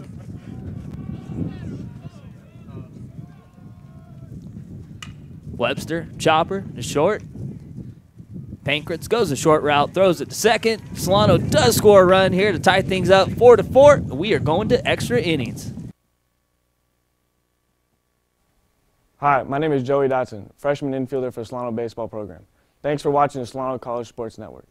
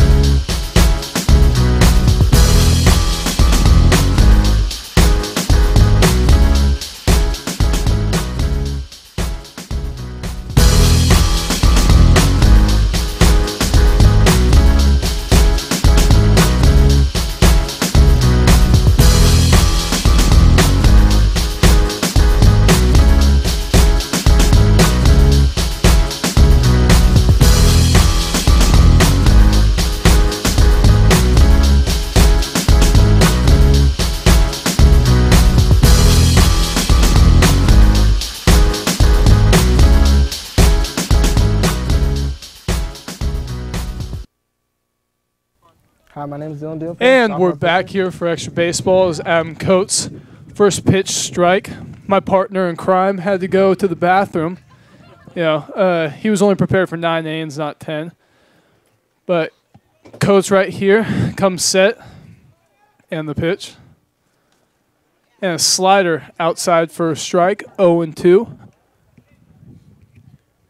Adam Coates been settling in nicely. The guy for Solano coming in.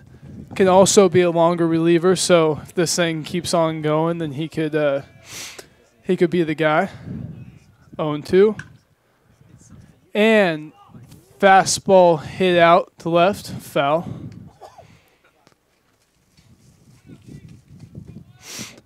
Still pretty chilly out here today. The wind started off blowing out to left field and then in, and then now more towards right. Coates comes set 0-2. Slider down for a ball. More of a slurve. Coates got hit in the foot to end the last inning. Kicked up to Rubalcaba. Check second. Decided to show off the arm strength. Throw it off to first. Coates comes set for the 1-2. And hits him in the head. I don't know what pitch that was. It looked like a slider that got away again. So Coates did that last inning on a 1-2 count. Threw a slider, hit the guy. So just like last inning, lead off guys on first.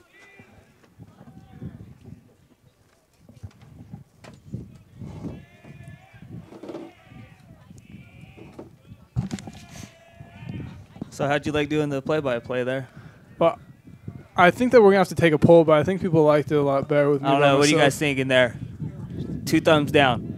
This is also 2 thumbs down for the music and the scoreboard. So you do have a good point there. Yeah. So Yuba with their leadoff guy aboard.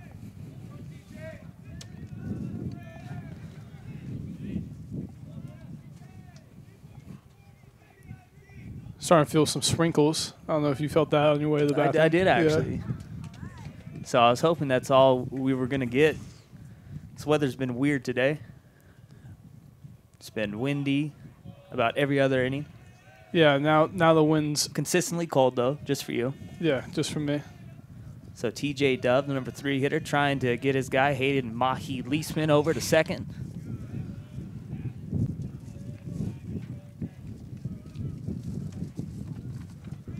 So Coates still out there. It's kind of been a really sloppy game here today. We've seen a lot of errors, a couple wild pitches. The score doesn't really reflect that, though, with Yeah. the 4-4 game, surprisingly.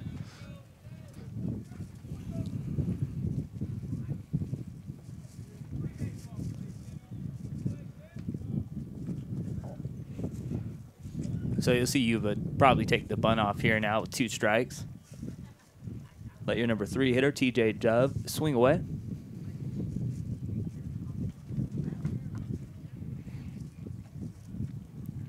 And Adam Coates, the guy coming out of the bullpen that, I mean, he probably could be a starter if he wanted. He could go 5 innings. I mean, he's not one of those 1-inning type of relief pitchers. Yeah, no, he's definitely more of a long reliever that has closer stuff for this level. So that's when it becomes as this one goes foul, and that'll go down as a strikeout.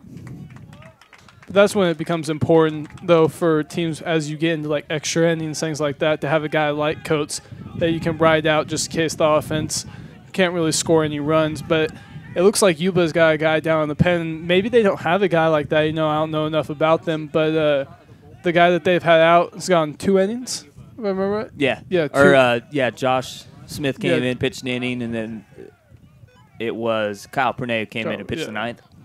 So the run through guy's pretty quick. So, but Coates right here is just kind of settled in besides the 2 guys that he's hit. Yeah, every guy out of the pen today for Solano has gone multiple innings. Yeah, and that's kind of been the story of the season. You know, the pen picking up the starters, and then offense just kind of scattered throughout. Because that was the one thing with Nate Janess. He was really the only guy that was getting quality starts for Stover, and today I think it was more the ankle kind of wasn't 100%. Yeah, because it looked like he was. On it. Yeah, he was pitching pretty well. You know, seemed to have command for it, and then it looked like he was kind of favoring it a little bit. Coach Stover just decided to get him out of there, making It's sure a he smart did- move. Yeah, you know, we're still early, like we said, and Labitte did a great job getting out, and the Pens picked him up so far. This one fouled out of play, so the count now 2-1 to Brandon Matoyer, 2 for 4, and as you mentioned earlier, he had a couple of good games, especially that one. He went 3 for 4 against Marin with 4 RBIs. Brandon Matoyer, a 6'3" sophomore, grew up in El Dorado Hills. A little low. Count now 3-1. And that's the last thing you want to do right here for your Coates. You don't want to walk Matoyer here and get a very fast runner, Hayden Mahi Leisman, into scoring position.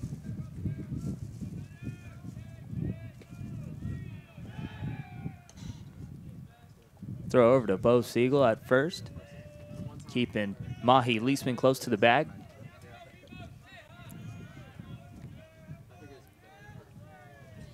So when you're a batter and you're up 3-1 in the count, you just picking a spot, and if that pitch is there, you're swinging. If not, you're taking all the way.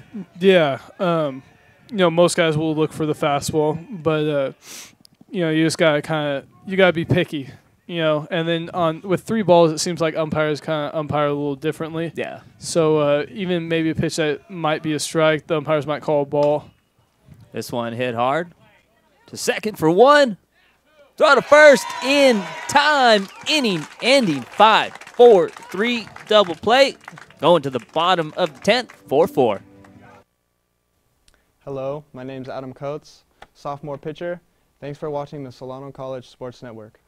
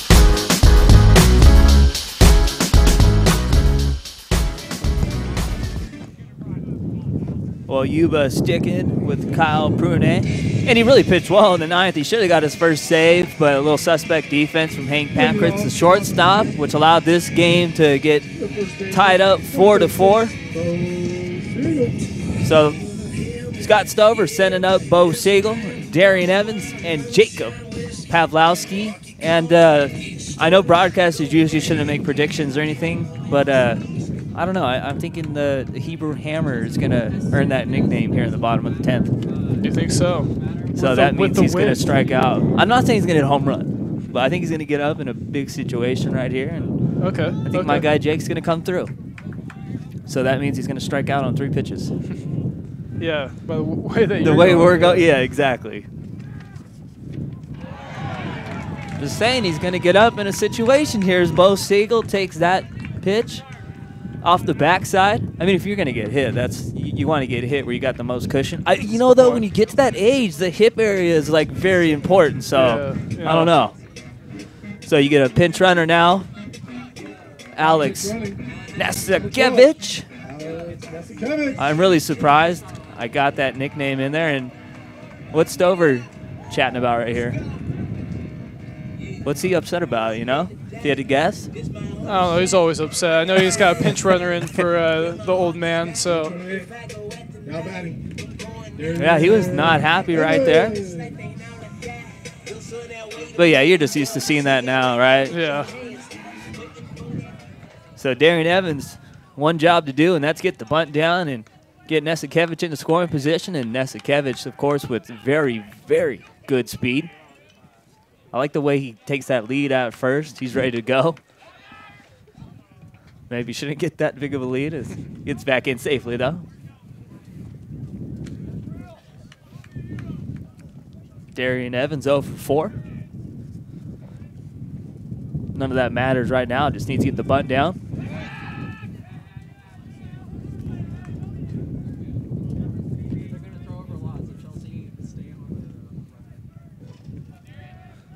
And Kyle Prenu, the relief pitcher, making sure that Nasakevich doesn't get a huge lead over at first base.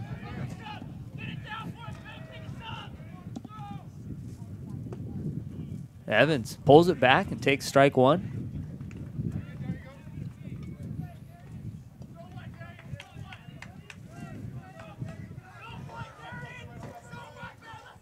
So big situation right here.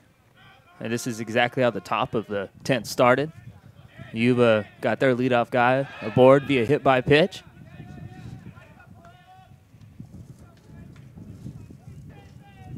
But the big difference, hopefully it'll be different here in the bottom of the 10th, is Solano will be able to get the bunt down, because then after the bunt didn't get down for Yuba, the next batter grounded into an inning-ending double play.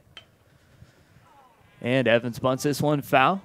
And we saw Yuba do it in the top half of the inning, as Ryan Evangelo allowed his guy, TJ Dove, to bunt with 2 outs here. Is Stover going to allow Darian Evans to do the same?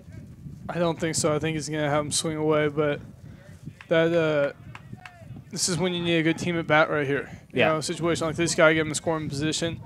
Pavlovsky does have a hit today, so that's, I mean, it's just a sophomore leader needs to execute in a situation like this. Runner takes off, and Darian Evans does just that. Gets contact. So big-time job, Darian Evans there. It's not going to look sexy in the box score, now 0 for 5, but none of that matters. Did his job and got Nasakevich in the scoring position. Number 18, Jacob Pavlowski. All I'm going to say, you walk the guy right here, right, and get that double play. You got to, I don't know. Yep. Yeah, that's what that's what they're doing, yeah. So, of course, the guy said was going to come up with a big hit, doesn't get a chance. So that's going to leave it up to Ian Acosta.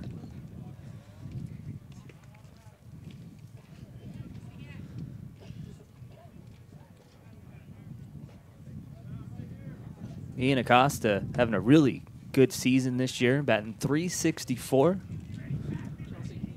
3 RBIs on the season for the sophomore catcher. Looking for his first hit this afternoon, 0 for 3.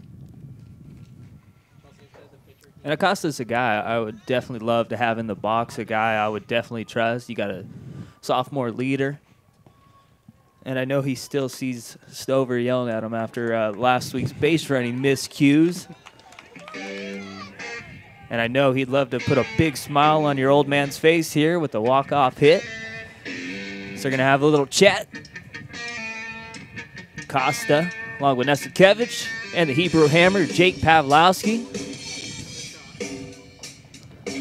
Yeah, I think he's taking himself an offensive timeout right here. Yeah. Just kind of, if I remember, I think coaches get 2 a game. 2 a game? Yeah. So just kind of making sure no one's going to get picked off, you know, things like that. I don't necessarily think anything is really going to go on right now, but you know, just try to see to the side of caution, you know, making sure they don't take too big of leads, they don't get backpicked, things like that. Number 22, Ian Acosta. So now it comes down to Ian Acosta. Really good speed at second base, and Alex Nesikevich. And Pavlowski, average speed over at first base, but Pavlowski doesn't matter too much right now with the winning run at second base.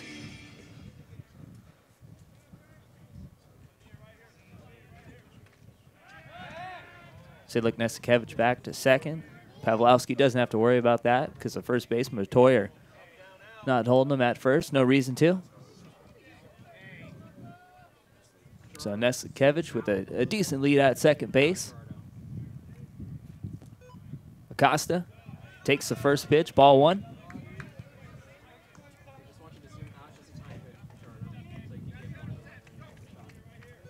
So it'd be nice to get your first hit on the afternoon and call it a day. Yeah, call it a day sounds nice with the cold. Right.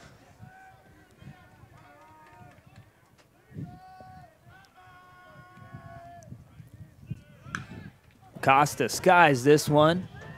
Left field. Ryan Glasner there for the second out. And they had the double steal going, but it looked like it was kind of delayed still, some more hit and run type of call there is my guess. Yeah, it's something you have to hit on the ground, but you know, Acosta just flew out to left right there. But I think that was more of like a run and hit kind of thing. And this is definitely the go-to song to get that walk-off hit, right? It's like it's the calm before the storm. Josh Meekum. 0 for 3. Tried a bunt single his last time up and almost beat it out. A little outside, ball 1.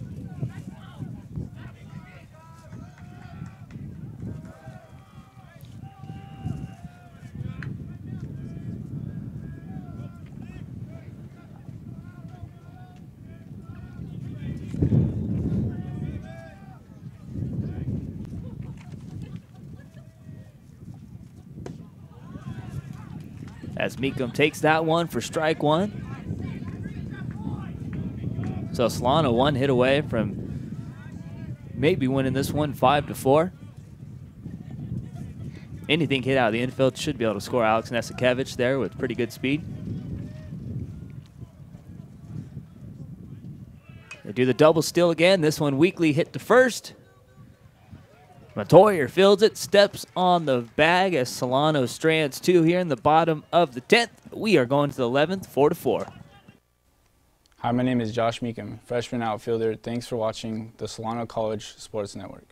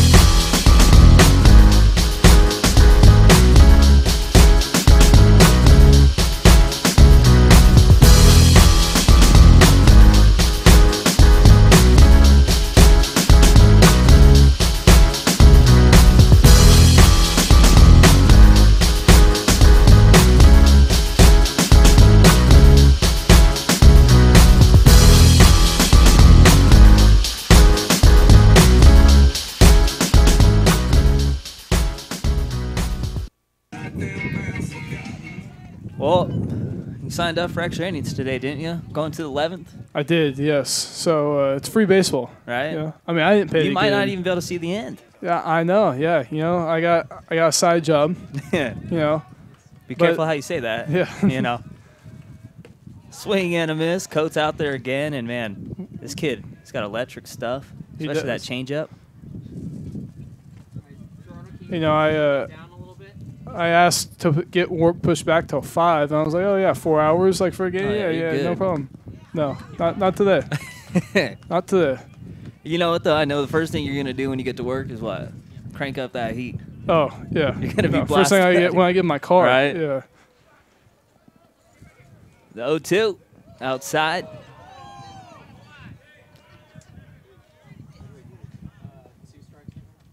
Ryan Glasner, 1 for 3. Also had a walk back in the 6th, so he's been aboard safely 2 times. Hits this one off the end of the bat. Rubalcaba calls for it, 1 up, 1 down.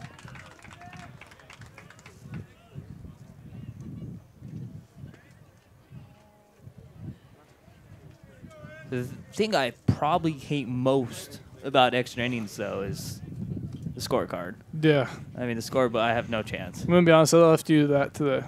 Yeah. Yeah. I'm gonna keep my hands in my pockets. Right? Yeah, your hands haven't moved. No. They have not moved one bit. Yeah, next week, if it's... We have a game next Saturday? I should probably know this stuff. No, we do not. We do Not here. No. So next Saturday game we got, I'll see if I can find you a nice little heater. Oh no, I'll be set next Okay. time. Yeah, I'm set for everything now. Nasty.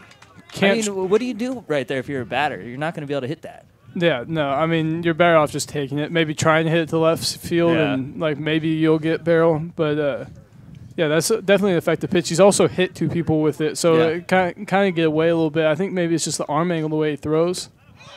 Have a seat. Wow. I mean, we're looking at a guy that's batting .452, and Adam Coates just made him look like he hasn't had a hit all season long.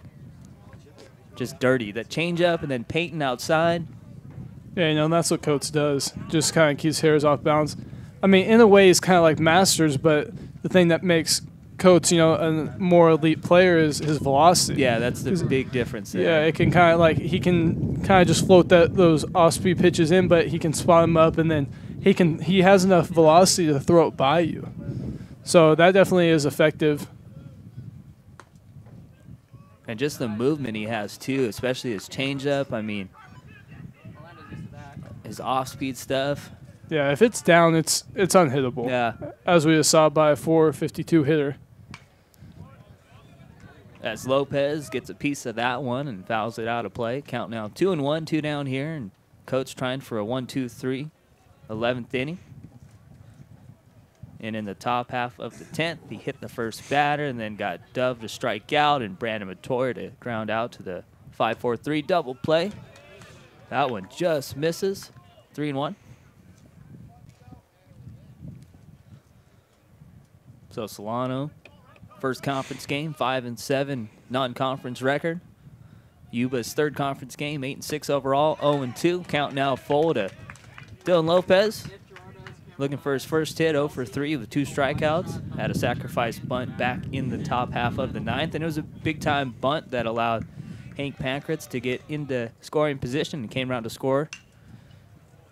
Staying alive, nice cut, stays full.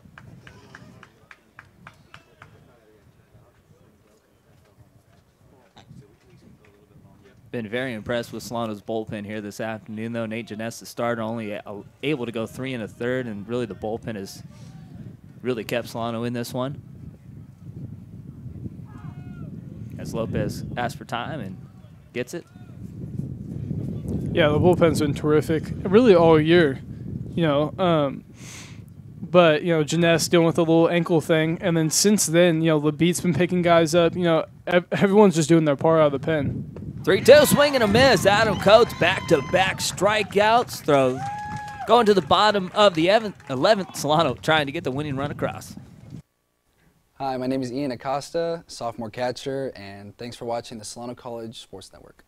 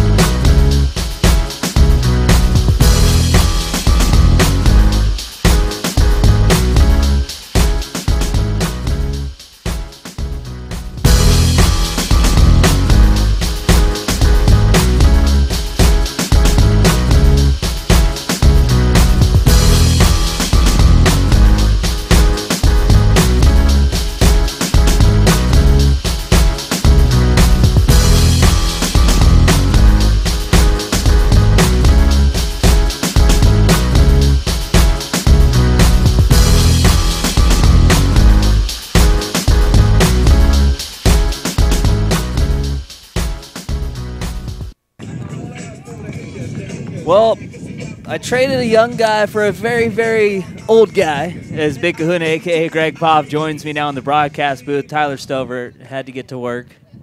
So if they do win this game, we know why. You got to be that magic luck for Coach Stover. Well, I've got 6 games in a row where I've been in the broadcast booth, and Solano has not lost. Last game that I did a broadcast they lost was in the Super Regionals 2013. It was that loss against Chabot. That was the second game, knocked them out of the Super Regionals. Last time they've been there, but I tell you, I like the way that this team plays. I like the way that this team gets after it. I like how you keep track of what your winning streak is. 6. 6 in a row, baby. Let's get it to 7 right here. To get lucky 7s going. And we got a new pitcher out there, too, for Yuba. Jake Sween coming out of the pen. 4th appearance on the year. No record to show for. ERA just under 2, 1.80. Rubalcaba able to get out of that. He tried to actually take that pitch, but wasn't able to get a piece of him. Ball 1, and Rubalcaba, I mean, just so impressive in the 9th inning. He single-handedly put the tying run in for Solano. Got the single with 2 strikes, able to steal second on the very first pitch. And then with 2 outs, heads up base running, able to score all the way from second base. And that's what you're seeing from Rubalcaba this year, his sophomore season, really taking over, I think, as the true leader of this team. That one just gets a piece of the inner part of the plate. Strike 1, 2-1 now. Little chilly here in the broadcast booth. It was a little cold up on the camera. The warmest place is sitting in the stands. That's where all the body heat is. You a doctor, or do you stay at a Holiday Inn? No, I was staying over there. It's the only time I've been warm today. Count now 3-1 to Rubalcaba. Well, let's see if Alvaro can get things going here. You got Joey Dodson on deck, so 2 guys you'd really like to get on the base paths. They can make something happen with their speed alone. 3-1, walk, Rubalcaba. And if you're Joey Dodson coming up right here, I know the bunt is going to be called for here. I take that first pitch. I let Rubalcaba try and steal second base right here. And then you get the bunt down and get Rubalcaba over to third base with 1 out. Yeah, and you see Coach Stover over there. He's having a little chat with Dodson, and that could be exactly what he's telling him. And so another opportunity for Solano. And they've had a couple chances here. Bottom of the 9th, of course, they tied it. Bottom of the 10th, chance to maybe get the victory, and they're knocking on the door here again in the 11th. Yeah, they've left a lot of runners on base in this one. And it's been kind of a sloppy game. We've seen a lot of errors, some miscues on the base pass, a couple of big-time wild pitches on Solano's half. I mean, the last 2 runs scored for Yuba came on strikeouts. Dodson showing bunt, Rubalcaba not taking off, and Dodson pulls it back. Little chin music there, ball 1. Yeah, good job by Dodson just pulling the bat back. That was a fastball, upper part of the plate. And Dodson, good eye there. Boy, he's a good-looking freshman, isn't he? Yeah, this team, I mean, last year was very rare. I mean, Solano usually 1, 2, or 3 in the Bay Valley Conference. And I see a lot of what I've seen with the Zach Wells teams, the Victor Romero squads. I see that in this year's team. I mean, there's a lot of talent on the field, but most importantly, they do it the right way. I mean, you've seen the defense improve. Not tonight or today, it's not showing, but defense has been a huge improvement for Solano. But the one area I think is their #1 spot is their bullpen, and that's been crucial here in this one, their first BVC game. Boy, nice to see Chris Ross get in the game. I know he got touched up for a few runs, though, Yeah, but... the 2 runs, though. I mean, one came on an error. Exactly. Right fielder. Josh Meekum couldn't make a play, and also the other one came on a strikeout, which was a wild pitch. So and Tyler and I were talking about this. This is, I think, going to be the biggest moment for Chris Ross. Get a little confidence, come in, and he pitched really well. Went 2 innings. And yeah, second inning, he really looked good out there on the hill, so that's a really positive sign. And as you said, it's really been the bullpen that's been the strength of this team, I think, thus far this season. So Joey D up in count 1-0, see if he can get the bunt down. Rubalcaba not going. Joey Dodson with the bunt. Lopez, only play is first. And Rubalcaba, man, this kid is just fun to watch on the base pass. Put a hard turn past second. Wisely didn't try to get to third, though. And you saw Dylan Lopez, the third baseman. He was looking at second. He was thinking about maybe going over there, but I thought that was a good decision. No way you're going to get the speedy Rubalcaba on that play, so takes the out at first. One out, and now Josh Lenny. And boy, he's been clutch this season. Won't get a chance to prove it here. I think they heard me. 4-pitch walk here issued to Lenny, and it's, you know, going by the numbers, obviously the runner on first base doesn't matter. Open up the double play opportunity. And look who's on deck. The same guy. Mr. Webster. He has had some magical moments this season. This will be another opportunity for the freshman out of Armio. So these kids be giving themselves nicknames. What do you think Garland Webster is rolling with? I thought you gave him G Money. He wasn't a fan. He's got his own nickname. Who is the best defensive back to ever play? Dion? Primetime. He's going to have to earn that nickname here. He's going to have a chance to come up. He's going to have to work a little harder in his public speaking class before he gets that moniker of prime time, baby. But, boy, he's a good kid, and he has had some big moments where he's stepped in and he has delivered. Let's see if he can do it one more time. The Dion came out of him last Saturday interviewing him. He was very, very confident guy. Garland Webster 1 for 4 RBI in this one. He's trying to get his second walk-off hit in a matter of 3 games. Garland Webster up, 1 down. Rubalcaba on second. Josh Lenny at first. Ball 1 high. Bo Siegel not on deck because Alex Nesikevich came in to pinch run for him earlier. So if Garland Webster can't get the job done, it'll come down to Alex Nesikevich.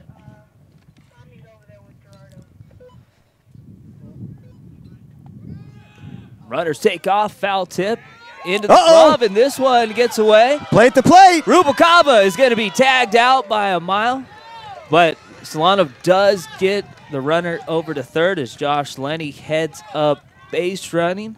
What a job by Ryan Glasser, the left fielder, to back up his guy and make a perfect throw into home to get Rubalcaba easily. And I love the aggressiveness there. I do too. You got to force the defense to make a play, and hey, they made it. Tip your cap. The guy made a strong throw right on the money. So now we'll see if Yuba elects to still go after Garland Webster or go after a guy that hasn't had an at-bat this one, Alex Nesikevich. And here, if you're a pitcher, you still got to be careful if you're not giving them something to hit because a wild pitch would still end this one. It's Josh Lenny now over at third base. Good job by the catcher that time, getting down low, blocking that, not letting that get all the way to the backstop. And Lenny runs pretty well at third. And they're going to just put Garland Webster on. And very impressive, too, for Brandon O'Callaghan. I mean, this is a guy that didn't catch pretty much the entire game and pinch hit for Zach Bartlemy late in this one, so doing a good job defensively. I wanted to hear you say that catcher's name before I took a stab at it. Bartlemy? Bartlemy. Nice play, kid. I'm not going to lie. I don't even know if that's how you say it. Say it with confidence. Just like Alex Nesikevich. So now it comes down to Alex Nesikevich. Freshman out of Del Campo High School. So big opportunity for the freshman here. And first game of Bay Valley Conference play, and the Falcons would like to start it off with a win, and they've got a big opportunity here. So Nesikevich, 5 for 21 on the season, 238 average. Ball 1. They're just going to let Garland Webster walk it out to second. Yeah, obviously Yuba not worried about number 15 at second. The guy they don't want to see touch home is 24, Josh Lenny. I mean, I do like holding the run. I mean, not holding them on, but I don't know if allowing a free pass is huge because then you eliminate another option for a force out. True dat. 2-0. Way outside on that pitch. Darian Evans on deck. He would love to get a chance here and erase that 0 for 5, even though his last out that was recorded was still crucial. I mean, he was able to get the run into scoring position. Nesikevich shows bunt, pulls it back, takes strike one, and Nesikevich, a guy that very capable to bunt for a single, very good speed. Yeah, he might be the second fastest guy on the team next to Dodson. Joey D. Yeah. So, Nesikevich's first at bat. Chopper. It's going to be a tough play, and he is safe at third base. Wow, what a way to end this one. As Nesikevich is going to get the RBI single, I guess, right there. And I tell you what, Stover was about to lose it. There's no reason at all to be running to third base right there. If he would have got tagged out, Stover would have lost it. But luckily, Garland Webster doesn't have to worry about that because he was able to beat the tag. Man, Alex Nesikevich comes up. Hey, guys, I'm clutch. I got this. 5-4 win Solano. Now 6-7 on the season. Nothing better, though, than start conference play 1-0. So who's going to be the player of the game, Zach? Did we go with who? Adam Coates. You absolutely right. He came in. He was money out of the bullpen. That's number 9. So let's do this. Let's go ahead. We'll go to a commercial break, and we'll get set up for the post-game interview. We'll be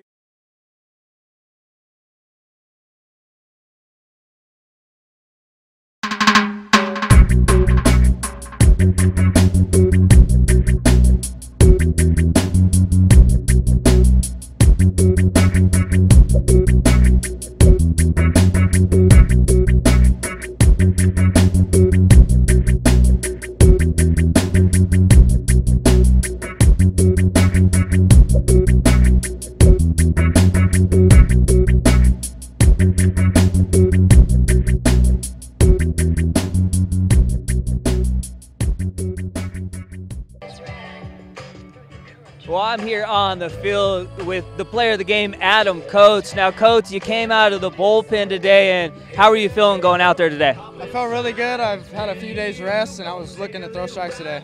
And, I mean, I know Nate Janess has been a guy that's been solid with the quality starts. Now, it looked like the ankle was bugging him a little bit. So what are you guys thinking in the bullpen? We got to go back our guy up here today? Yeah, we were definitely thinking that after we saw him go down, but, man, he battled through that very well, very well. And how big of a win is this? You guys start conference play now 1-0, and just the perfect way. And, I mean, this was one of the craziest games, bizarre, but how's it feel to be able to battle out and get this W? It feels great. I mean, it's a great confidence booster for us starting conference, and I think we're going to have a great year this year. And Tyler Stover and myself all season have been talking about the bullpen. Just kind of talk about you guys and how important you've been to Solano's success here early on. Yeah, we're all strong down there, man. We all know we've got our good heads on our shoulders, and we're looking to throw strikes. I mean, I've had success just pounding zone, trying to throw strikes, just getting ahead of hitters. All right, well, you heard it here first from Adam Coates. Gets the win. 3rd win on the season. 1st win in conference play. Solano wins this one 5-4 in extra innings. For Adam Coates, Tyler Stover, myself, and the rest of the Solano College Sports Network crew, we out.